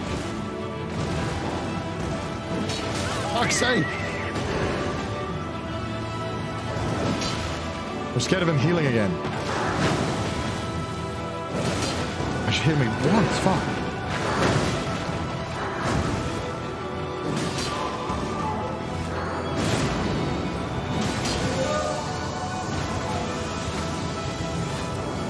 No! Why does he get so much health back?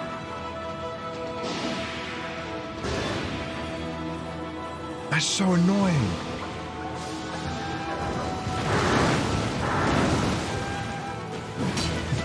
No, I missed! Where?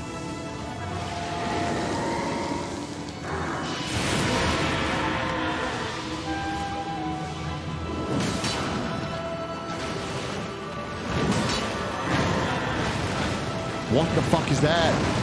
What is this move? What the fuck?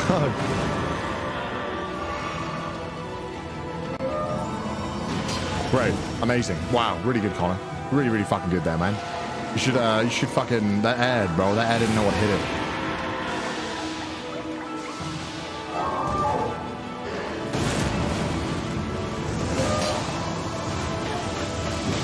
No. Kill him.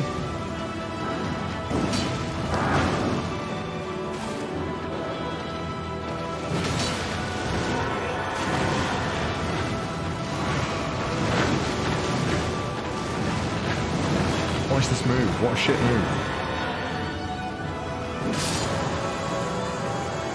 Oh, first time, boys. Remembrance of the regal ancestor. First time, boys. Not even fucking close, boys. Not even fucking close, baby.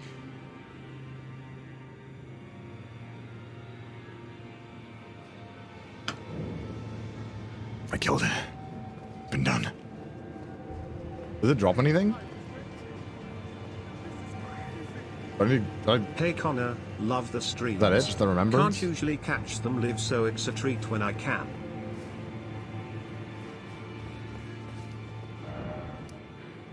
Take the remembrance. Oh. Fair enough. Okay. Ancestral woods.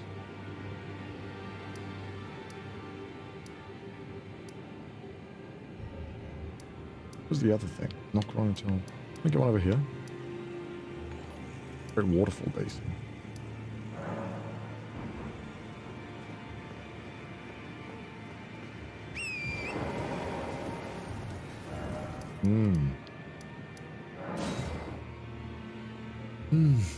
Touch remains, bruh.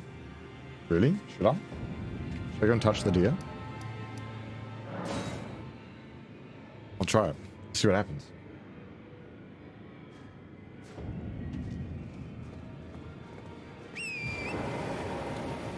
I don't know where it is. I'm afraid of it, dude. I hate deers. They're so scary.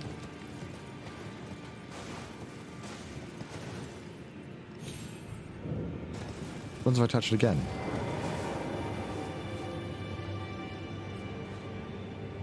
Just teleport again. I just teleport. Yeah, got everything, right?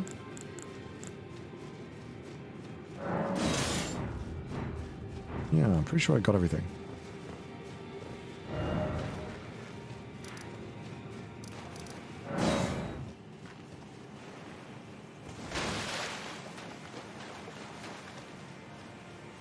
Okay. Already did that.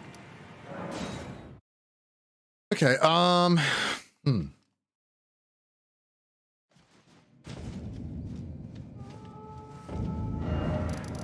Is this ancestral woods? So, what about the other dead corpse? The other dead, thingy that was over here? Does that change anything?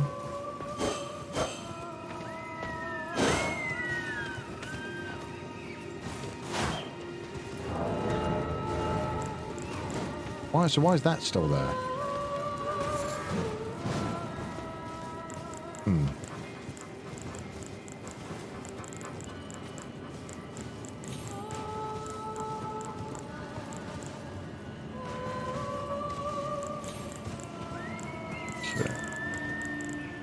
Where the fuck was I going again? Probably down there, right? Where the fuck did I... What was the gross again? Yeah.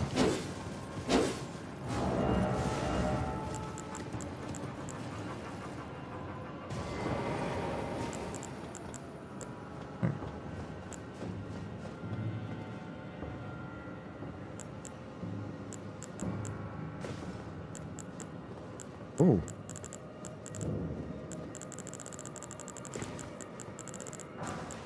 Rejuvenating bolus?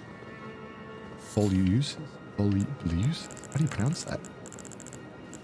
Well, that's like the fucking Wordle words, dude. It's just like I have never used this word. I'm never gonna use this word. But fuck you for picking a Wordle. That reminds me, I don't think I've done today's word. Do that.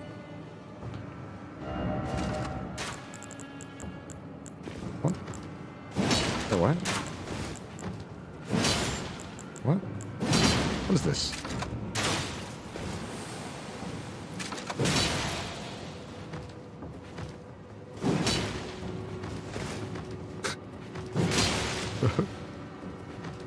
What the fuck is this?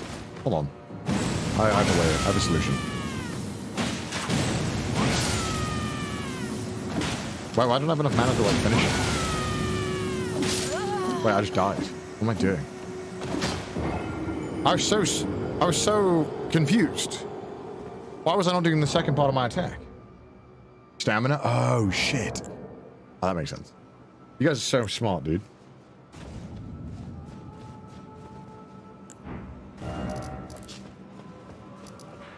What about that plot? I went this way, but I'm guessing there's two ways. Maybe this isn't. Maybe this is the way. Maybe this is the only way. Don't lose. Don't fall down now, Connor. You're like 50k, bro.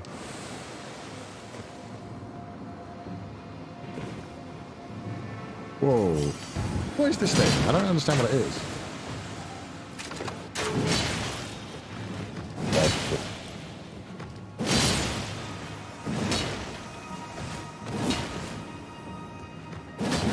Okay.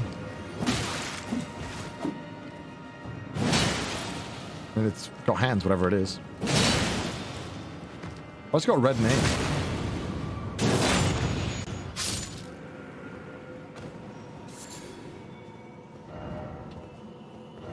Why is it just always getting stuck? I feel you, man. I feel that.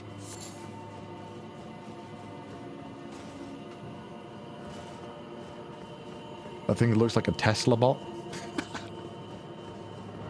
I guess it does.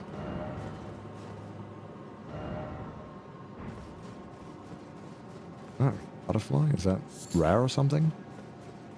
Right to the but it's in the can get itself just have to get it.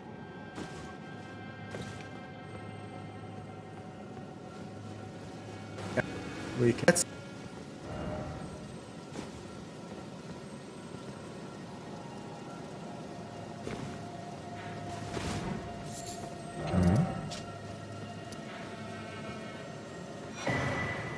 Ooh, webblade. Yes, nice.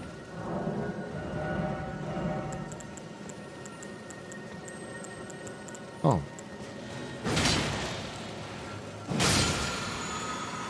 I should have healed. Ooh, a sword. Okay. Yeah, let's do it.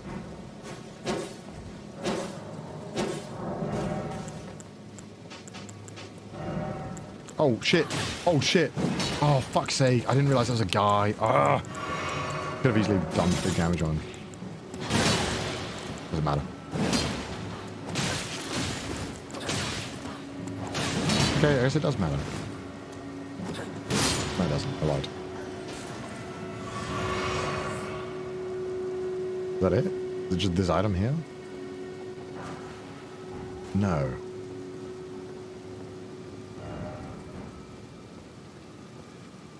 Okay, what's in here?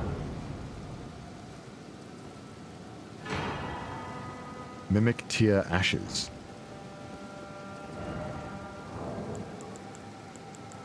That good?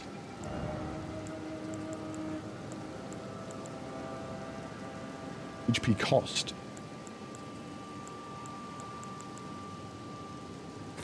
Best summon in the game? Is it really? I want to see this. Does it literally just copy whatever is ahead of me? Like even the bosses? That's crazy, dude. I should go and check it out. Copies you? Oh, dude, awesome. I'm literally the best. So this is fantastic.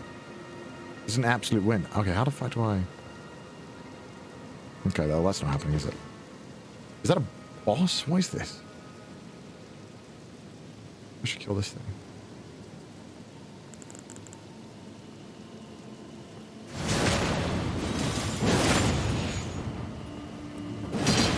What? Oh yeah, iframes. Forget I get them too. Oh my god, it's literally a ball that's moving at me. Fuck my life. I knew it was going to happen, and it still surprised me. Right, can I lock onto this, please?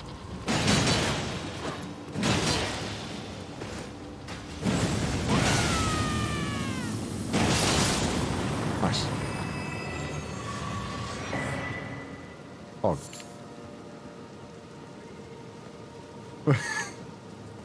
What's the message? Didn't expect rolling. Hey Connor. Been watching your content since 2017. Keep on being a Sigma. A brofist from Sweden. Also, Brofist? Thanks, any I tips appreciate it. for someone who has never played a Souls game before? I'm not the right person to ask, but just don't get tilted. That easy. That easy, dude. Just don't get tilted. Just go ahead, smack them around, get a big pair of balls, and keep at it. You'll get there. How do I get there? Oh, the window. Okay, that makes sense.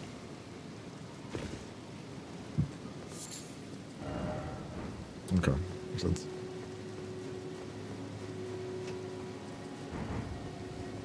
We'll just say, it'll be like, thank you. Be wary of liar. Alright, well that's generally good life advice. Huh. Guess I should grab all this silver tier shit. I don't really know what it does, but probably not bad to get. I need to level up as well. Should level up my strength, I think. I don't really know what else to upgrade. I mean, I could do vigor, but I don't know. Strength seems fun.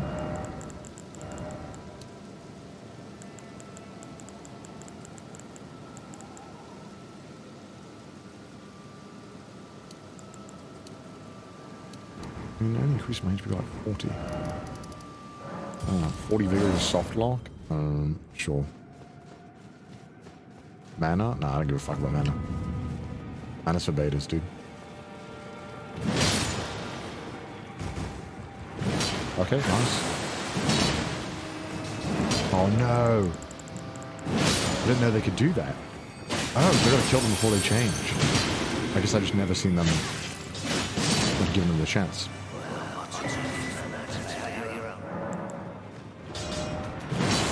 No!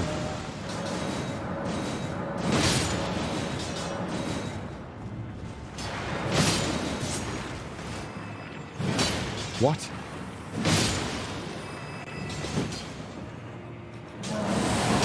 No! What?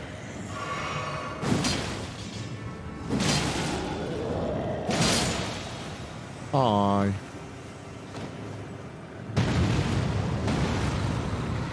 Luckily giants aren't very strong. I mean strong, I mean smart. Neither am I.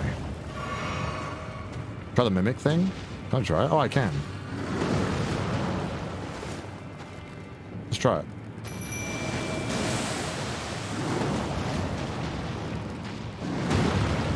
Does it literally have like my health bar and everything?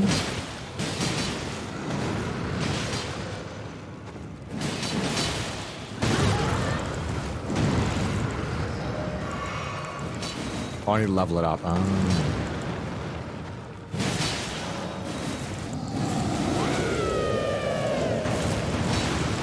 Oh, dude, I can do... My mimic can do that too? What? Nice car. Can I kill this thing, please?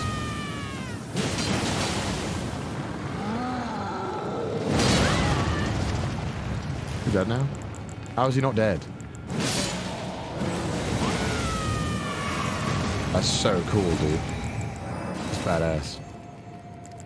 That was a really tanky giant. I don't think they're normally that tanky.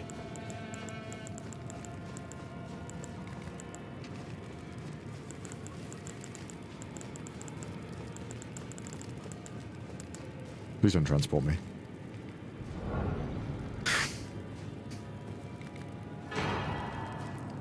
Finger Slayer Blade. That sounds cool.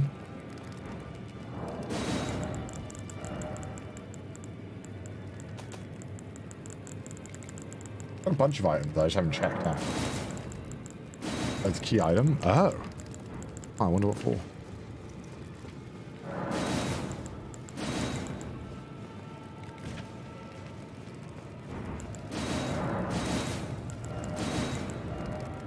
Could this be something incredible? No, I don't think it is, unfortunately. Oh, I wonder how I did that key item then. Weird. Sure. Sure.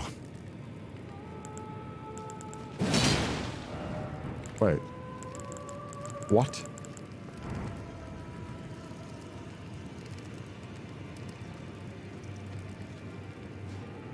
Okay.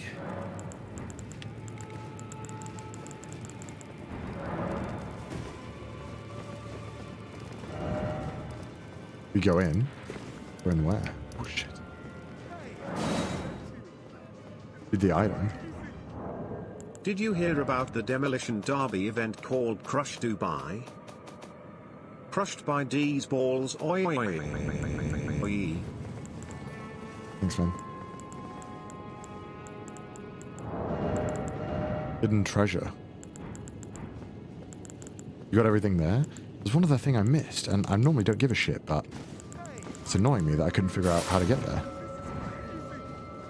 Just joined. So glad to see you back, man. We missed you. Oh, thanks, man. I'll jump down this way, but you can go this way, right?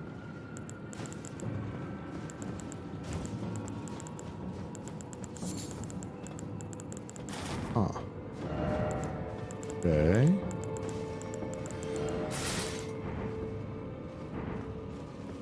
Didn't read the description. I thought I did. Oh yeah, you gotta highlight it, right?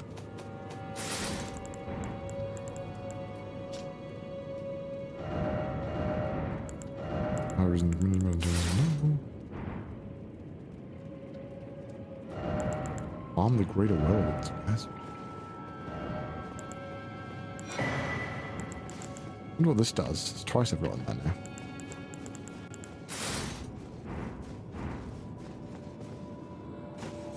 Reading? I'll make an exception. This game has deserved it. Oh.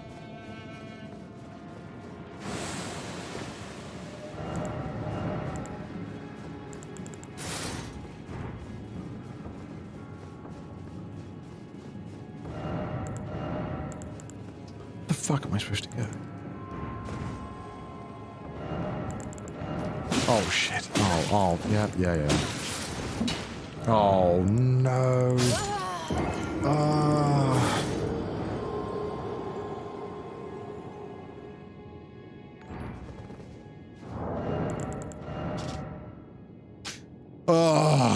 I don't care enough about 26,000.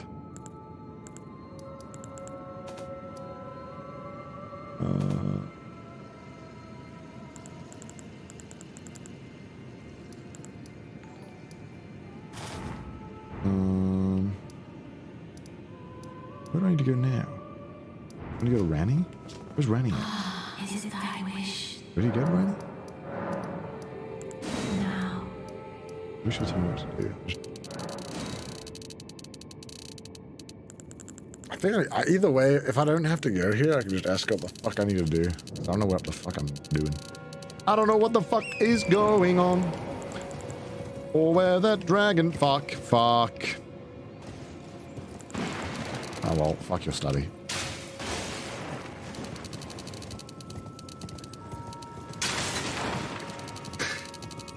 I swear I'm not trying to break everything, it just happens to be unfolding like this. I'm gonna get some, should I get some tea? I don't need to right now. Wait.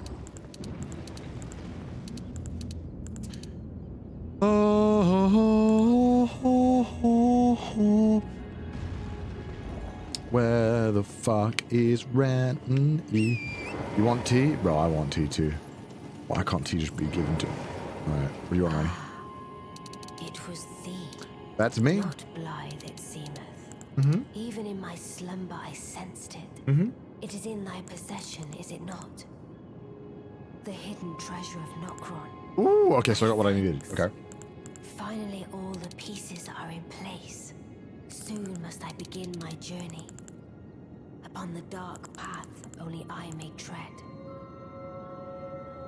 Ah, but before I leave, Okay. I shall entrust thee with this. Okay. Inverted statue. My thanks for thy sterling efforts. A strange gift, perhaps.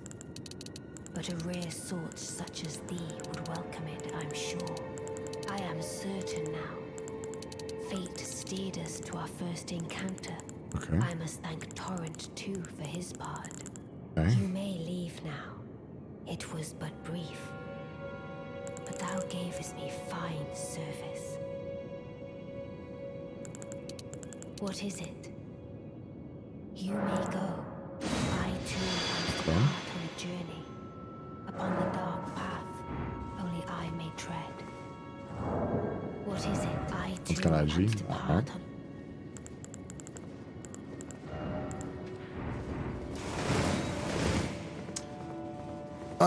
Okay. Guessing that's a key item to do something. Alright. Let's go outside. Little tell me what it does. And if ye... There's so many fucking... Is it thy wish? Me not. Next to the divine tower. Unveil the secret fixed to the pedestal. Celestial throne. Is it thy wish? I think there was another tower, right? Which is the one that we couldn't get in? There's 1, 2.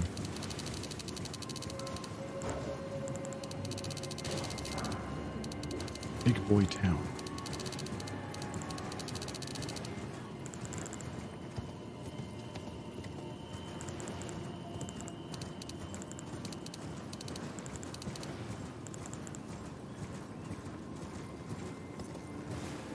I can get up here.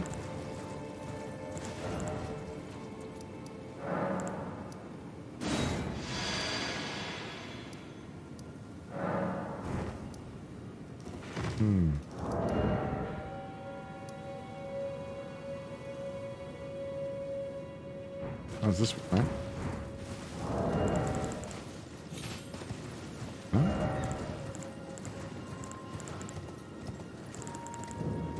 No, it's not this one. What is it?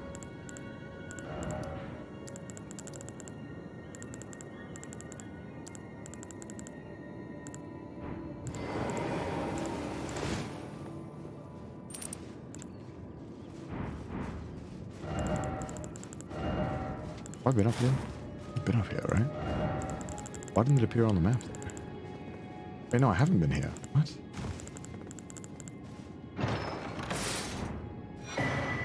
Oh shit, I got her outfit? What the fuck? I'm guessing that's good for mages? Not for warriors, like myself. Oh shit, Pog. Yeah, fuck it. No, let me through. Okay, let's do it. Oh, let's go! Where are we going to? I don't fucking know!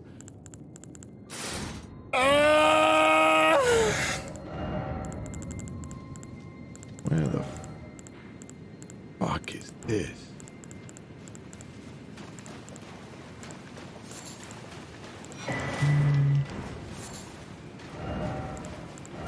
Miniature rain? What?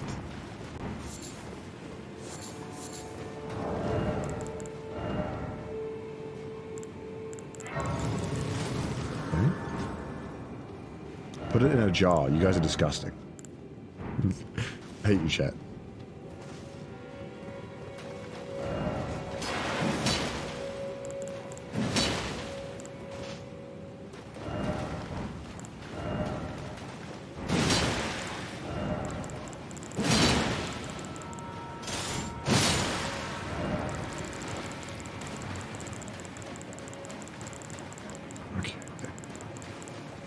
What is that?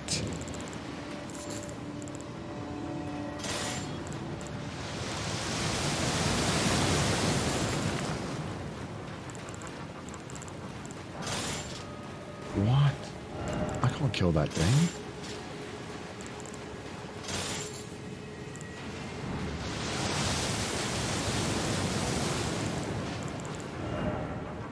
Another big thing here too.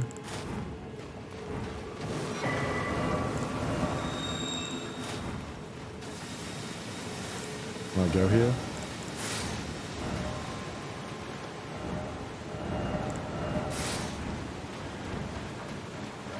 Oh.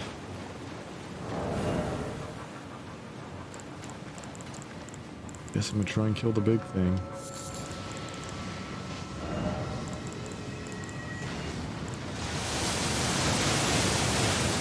Oh.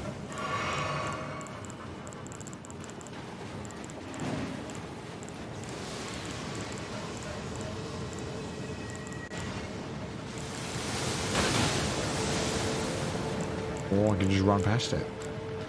That sounds fun. Just come back.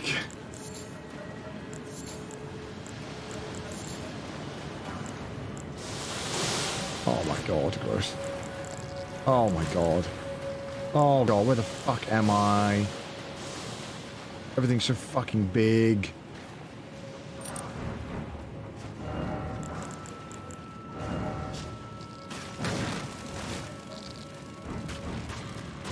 Oh, dude, fuck, dude, where the fuck am I going?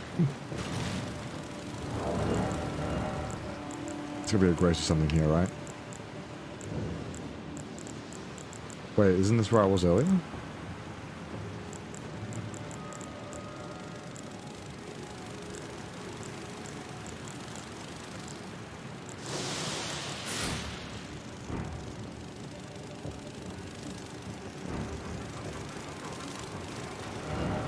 Coming over here?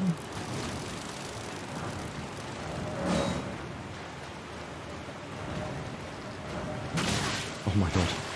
Get the fuck out of here. Oh, I can kill this thing easily. Okay. I guess I just go ahead.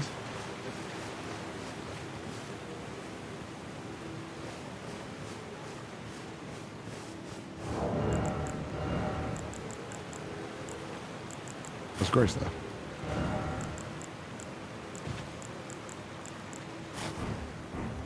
Oh.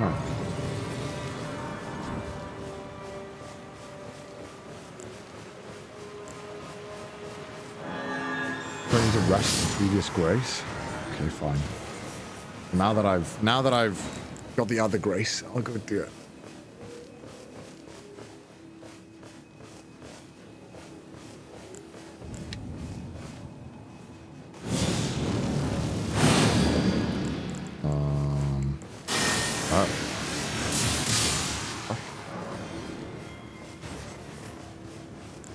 Why does it say nothing?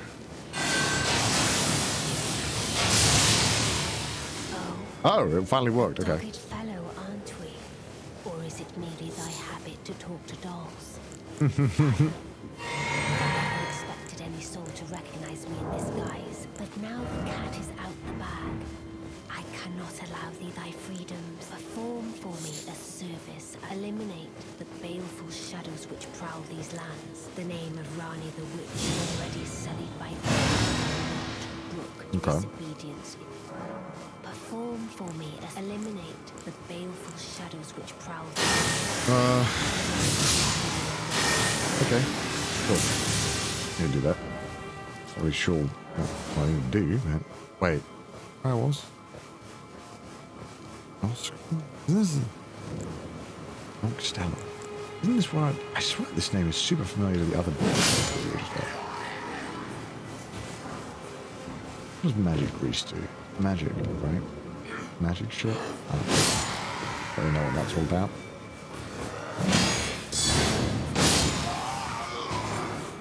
Giant bugs. Oh, these things suck.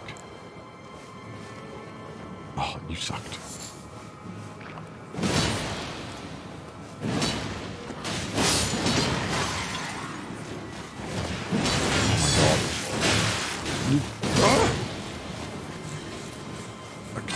Normal good Dark Souls players would dodge the attacks. Instead, I'd use them as an advantage. You can't dodge if you're attacking me, am I right, chat? Fool. The problem was that you attacked me.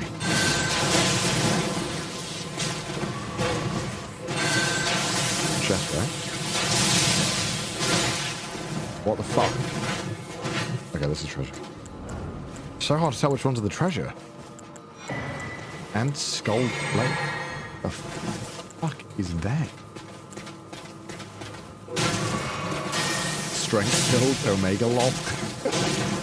Listen, I'm just saying, they can't dodge if they're in the middle of their attack, you know? Like, really going to do this? No, I'm never going to use those hog.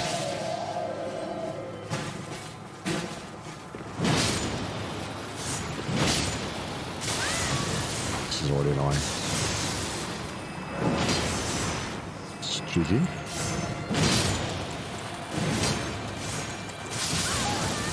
God, what was all this damage I'm taking? Oh, they explode. Okay, that makes sense. I just killed myself, didn't I? Oh, I'm alive. Bro, full health. Dude, that's crazy. Calculated, dude, boys. Calculated. Calculated. Oh shit, they have defense? Hold on. I know how to handle this. Kind of worked. Kind of didn't work. Oh man, I could probably like go around the back of them and like try and do this like the way it's intended, or I can just slam into them.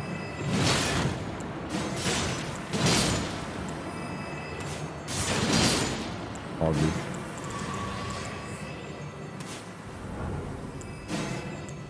Oh.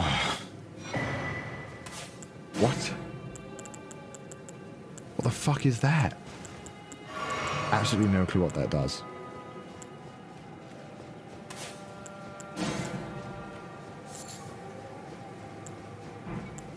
I swear to God, there's nothing down here. Okay, good. It's useful. Archer ashes. Okay. Good to know. Oh, ball bearing is the add-on for the shop? Oh, Pog, finally, something decent. We can use that. Here's something. Well, I am in combat as well, because my stamina's going down.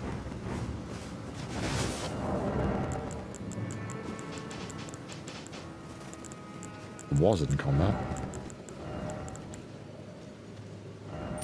By door. Oh. Sure. Let's do it.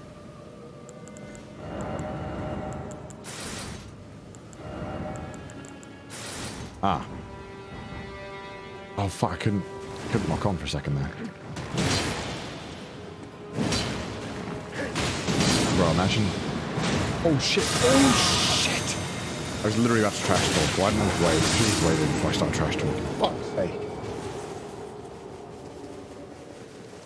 I was about to say, like, imagine actually, like, having skill, and then I just died because I was greedy and I didn't heal. Oh, god damn. You dropped an item too? Yeah. Bad man.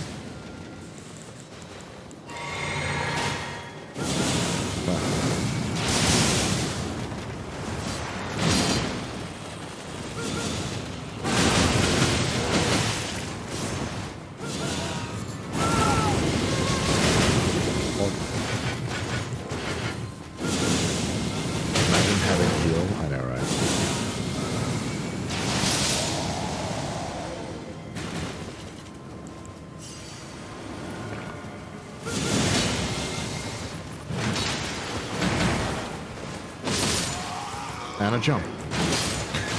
Shit. Oh, let me run away. Let me run away.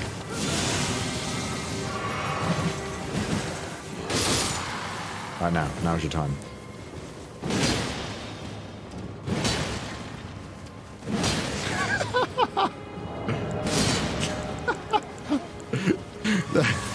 The guy was like me versus the bosses. He was like, no, no, no, no, no, no, no, no. Night Maiden and Swordstress Puppet. Ah, that sounds okay. I could feel that dude's panic though. That was amazing. I appreciated that. Is that it? I waste my stone sword key for that? Kind of lame, I guess. Maiden acquired Poggers? Dude, let's go, dude. Amazing summon. Is it actually? It looks shit. I don't know if it is. It looks it though. Something's gonna spawn on the bridge and kill me. No? Well, this looks certainly spooky, doesn't it? Oh. What is this enemy? I don't... Oh, shit.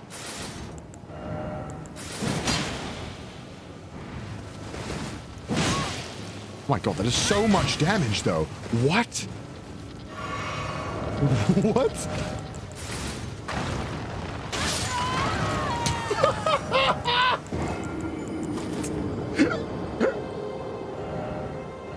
Oh my... what the...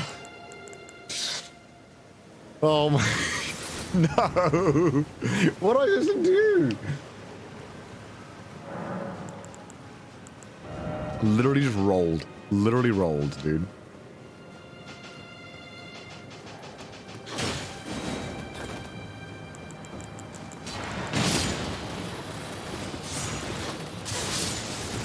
Oh my god.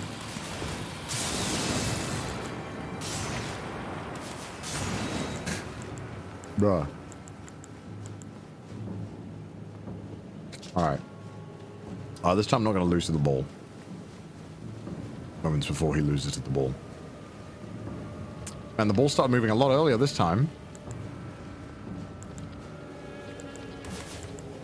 Is there a technique to beating this ball?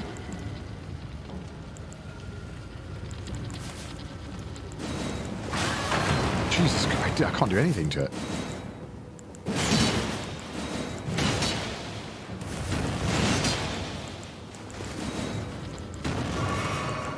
Oh, I guess this works. Fuck.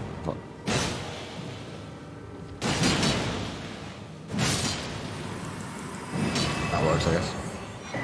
Just get it stuck on a piece of rock. That makes sense. Oh.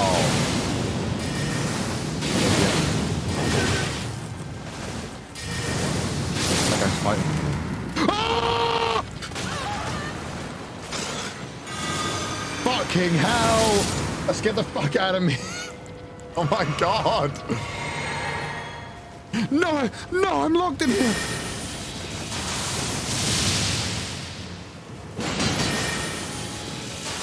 Oh my god, let's get the fuck out of me. I'm so big, I'm hitting it back. Yes, the power of strength builds is finally paying off.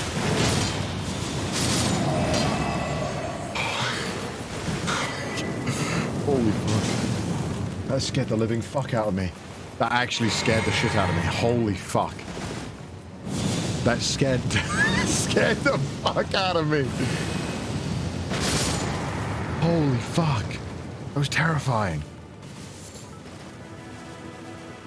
Yeah, clip that, clip that. Holy fuck. I don't know if that's genius or lazy character design. Just have a ball as the enemy. And why not? Like, what's stopping you? I kind of respect it. They were just like, at the board meeting, they're like, guys, you've got to design 3 enemies today by the end of the day to meet your enemy design quota. All right, we've got a skeleton with a bow that comes back to life when you kill it. All right, you got to hit the corpse. All right, okay, pretty good. We've got a Burger King mage that disappears sometimes but comes back and hits you. Alright, okay. We've also got a ball. Like a zombie ball or something? No, just a ball. Literally just a ball. Alright, put it in. Let's go with it. Fuck it, let's do it. I'd like to imagine that's how the conversation went. They're like, yeah, I mean, actually, that's... Why didn't we think of that earlier?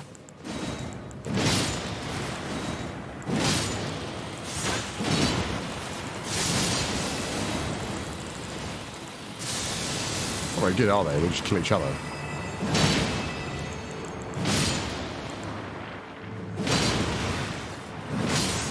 It's kind of annoying, isn't it? I just... Do they? Oh, that is satisfying. Oh, no! No!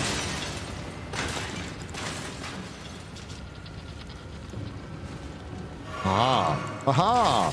Aha! I found your weakness. A simple doorway. A minor obstruction. That's all it took.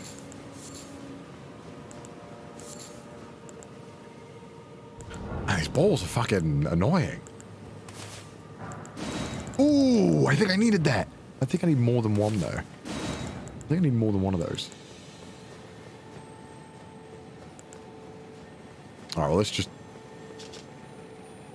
Oh! Come back here!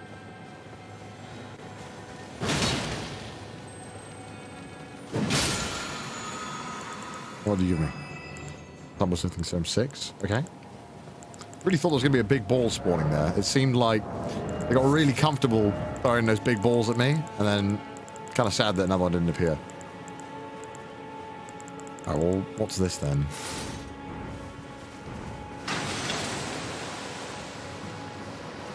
Hello. There, guys. Very epic. Oh, that's big, big sword. Big sword for big... Oh, fucking hell.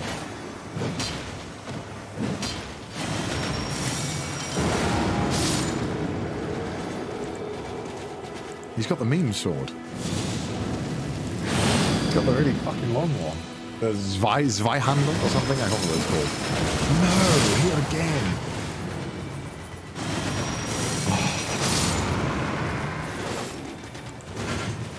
Did I pronounce it correctly? Germans in the chat, are you proud of me?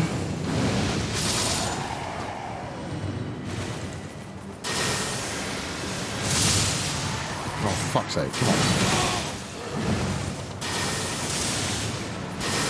That's enough. Alright, I'll take it. How many hours in the game do I have? How many hours do I have in this game, chat? It's got to be around 30. I'm not going to stream too long today, by the way, guys. I'll be streaming a lot more coming weeks because we don't have Trash Taste, so my Tuesdays and Thursdays freed up a lot. So more time to stream, but also I should be working on videos too. Don't worry about that.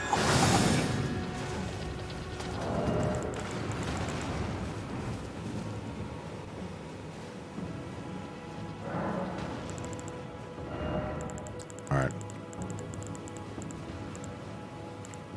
Are they all going to drop in again? Jesus. Dude, that's nutty, dude, that they just fall in like that. It's a shame that I can just walk past them. Next subathon when? Oh, dude, I don't even know. Honestly, now might not be a bad time to do one. Because I don't have Trash Taste. I could do one. I'd have to lose, like, I wouldn't get any work done. Could do. Could do.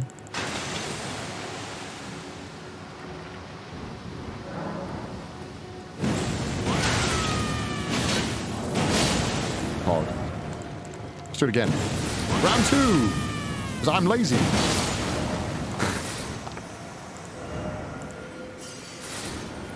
Wonderful.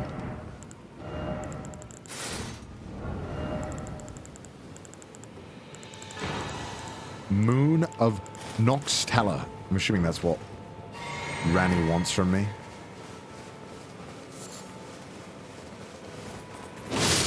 This weapon is cracked, I know. Kind of nutty.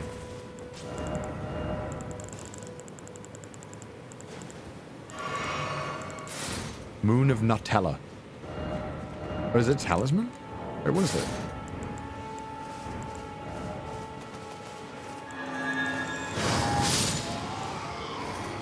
Is it not a key item?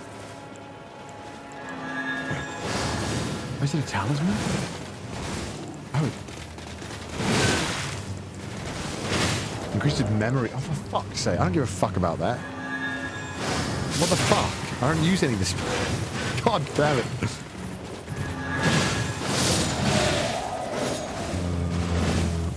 Well, I guess that's that part.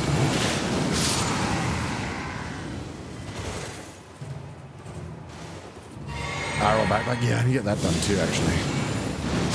It'd be fun though if you're doing the subathon, swap to IRL. That would be fun.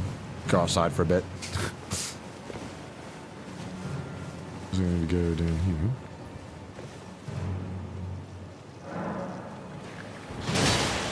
Oh, they're riding. Oh my god. That's resourceful.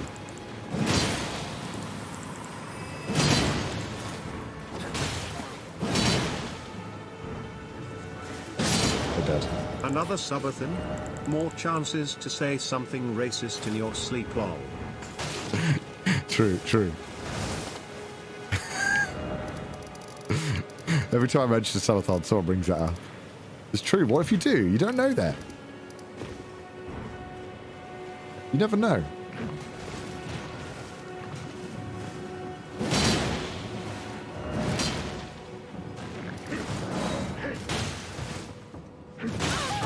Oh my god, this guy's got hands, dude.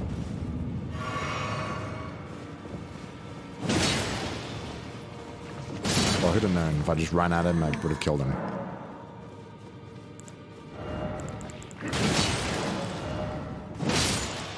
God damn. It's almost too cruel doing that to them. Drawstring? Drawstring, holy cheese. I thought it said draw stinge. Sting. Stinge? What the fuck am I saying? Alright. There's no item ahead, is there? Really? Draw stinge? What does that even mean? Oh, there was, where? Oh, for fuck's sake. Already got like 19 of those.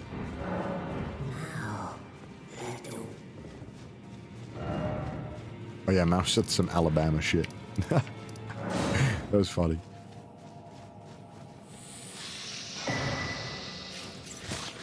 Yeah. Don't really care about killing you.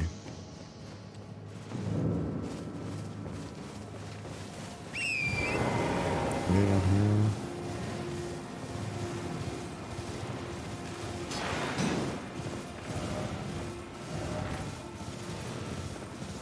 Feel that.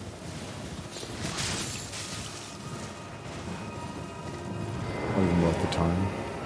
Like, I mean, I could kill them. Like, why? Oh, right, that's kind of annoying.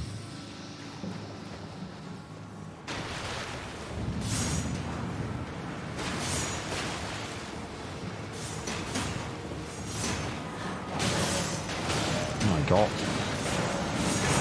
Oh, shitty fuck. Ah.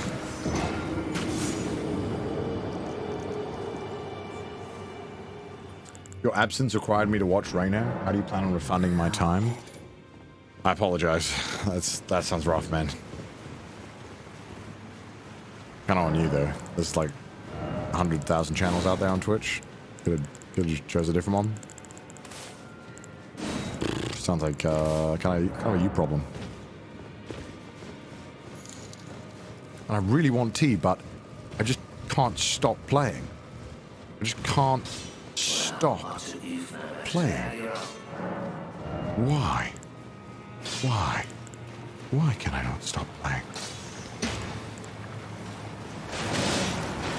Poggers.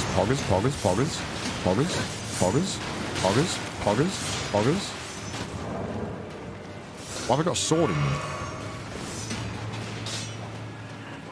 I just don't want to even take one moment.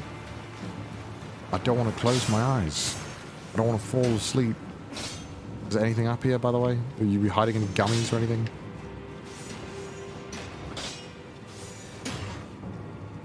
Really? Really? Nothing up here? That's kind of lame. Oh, frustrating. Let me walk all the way over here. And for what?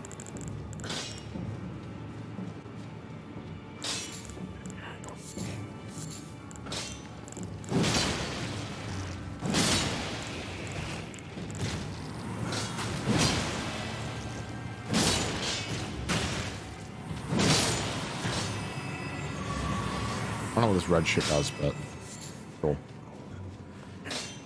Alright. A full heal? Ooh, close enough. So I get half health from my potions now. Oh, another one of those is good.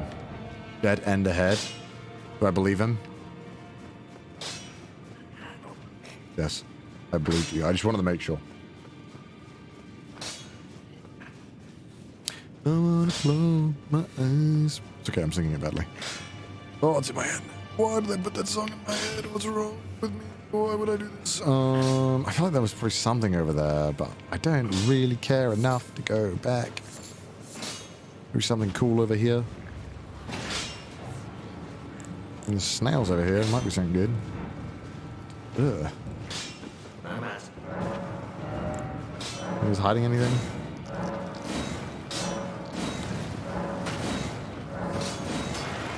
Alright, no. Just a dead end. Oh, okay. Yeah, alright. Alright. Really looked like there was something there, though. Really felt like there was something.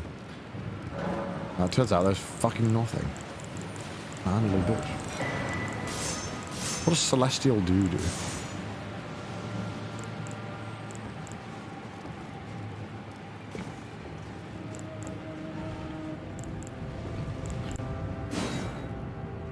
What does Celestial do? You guys are 10 years old, I swear.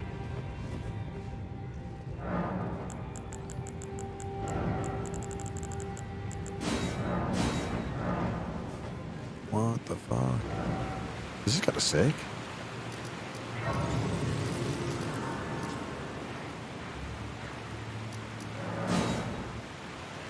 Alright. Waterfall Basin. Oh, dude, don't. Oh, don't tell me it's a waterfall area, because I'm going to be disappointed every time I go to a waterfall and there's nothing behind it.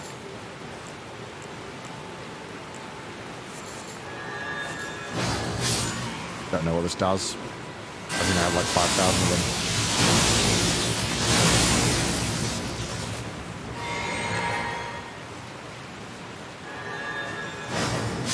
Man, can I see shit, please? Ghost Glove at 9.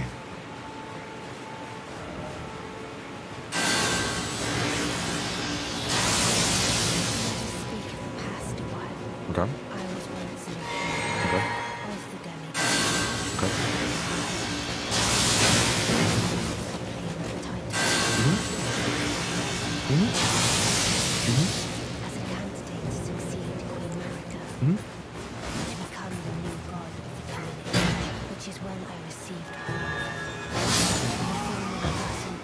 I'm listening. Yep. The two fingers and Okay. I have been cursing each other ever since. Okay. And the baleful shadows are their assassins. Okay. Yeah, I totally understand what's happening. I don't know what the fuck is happening. All ahead. Really?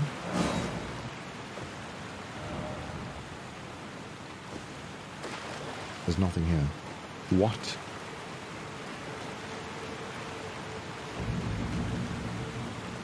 Nothing here. God damn it. Stop getting my hopes up.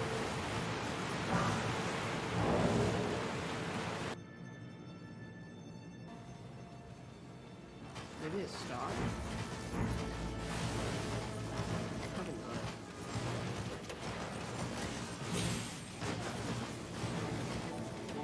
I'm gonna stop. I'm gonna go lie down. This is miserable. I don't mind the coughing, but the fucking nose. Morning all. Hope we are well. So dry too. Alright. And he saves it for 5 hours.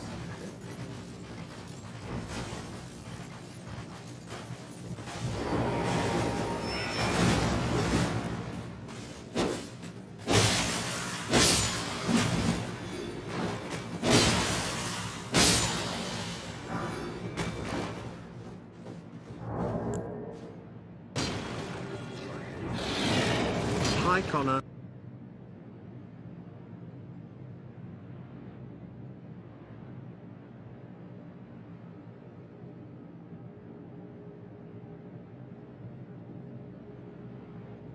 Today we're going to play The Thing, in quotes, The Thing, the actual game. This child, no survivors.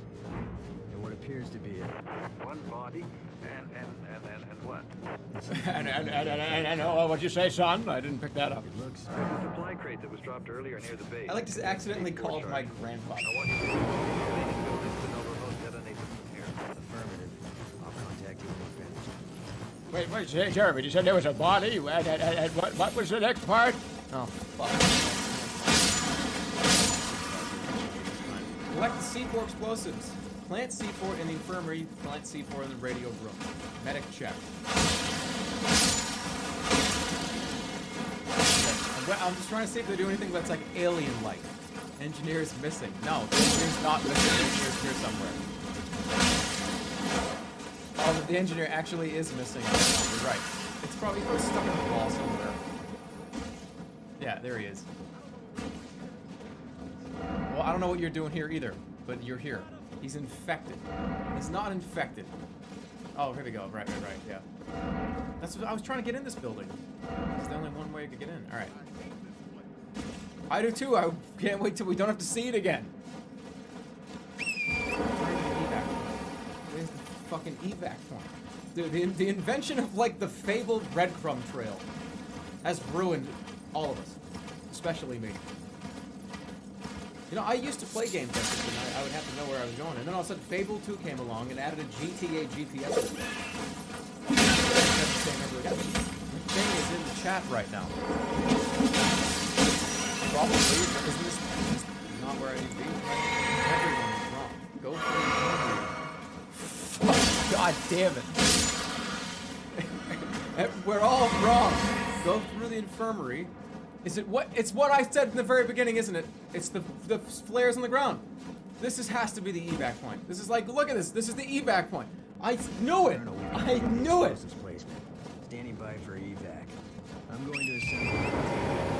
Good. When the chopper arrives, I'll have it drop me at Alpha's rendezvous. Wait, this is not my team? You have your orders, Captain. Don't put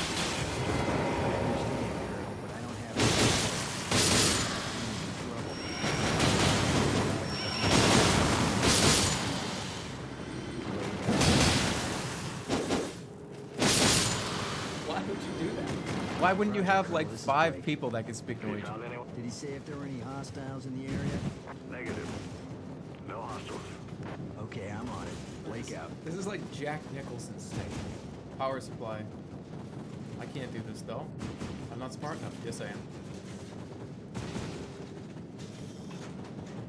Alright. Looks like I'm pretty messed up. Uh-oh. Oh, okay, wait, did somebody get me? Bad ending? Identify yourself. Wait, what?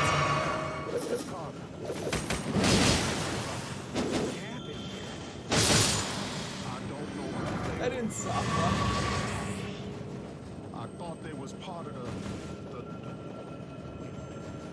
Don't you come any closer. Where did you come from anyway? The chopper brought me. Lie.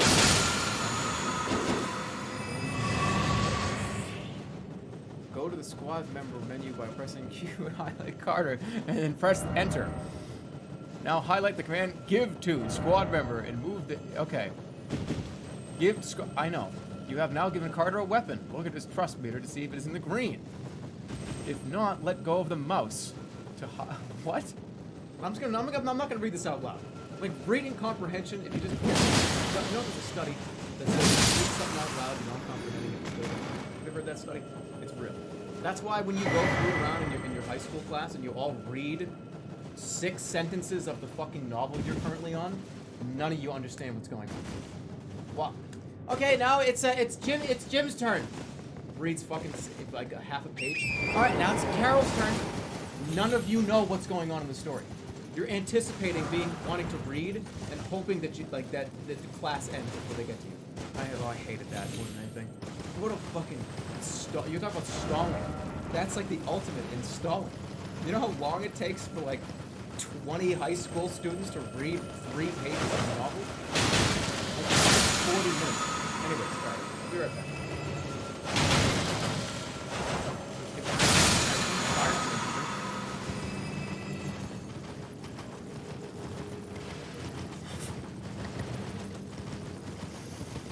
Alright, Pup, sorry. I was trying to give this to you. Barely didn't comprehend. A flashlight, thank God. Oh my God, this game just came 5,000 times. Oh, thank God.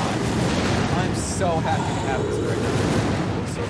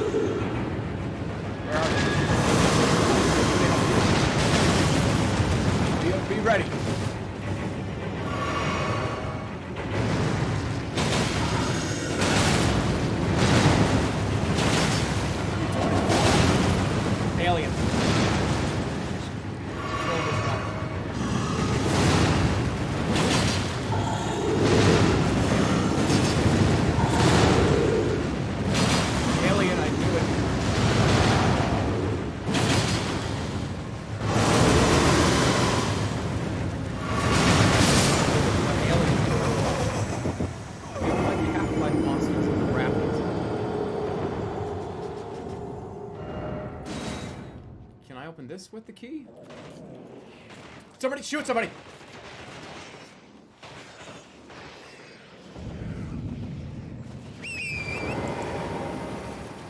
Good work. Shoot! These things up. But this is what I would picture like ATST was a crab. This is what they would look like with the shell off.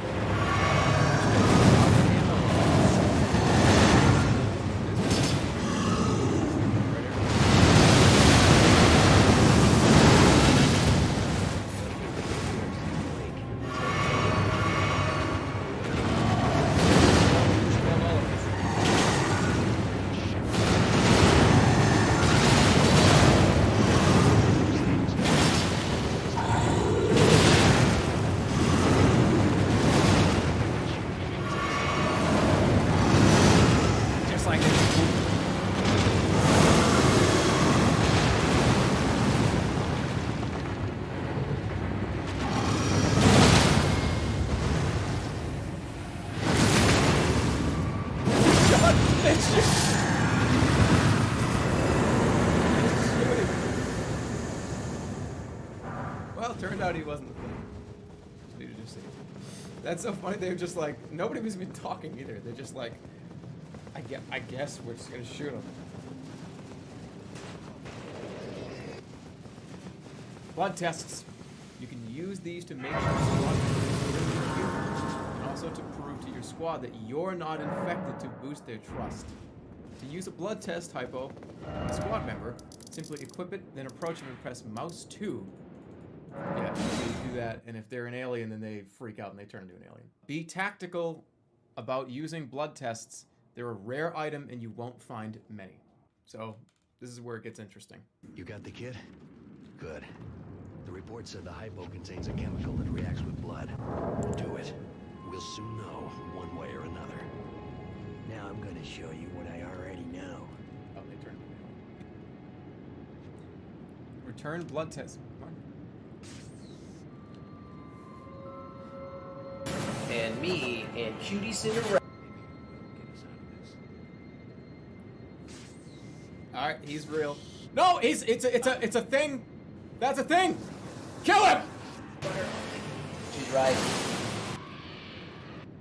No shortening. She makes. Time and pace, your chef, and degree.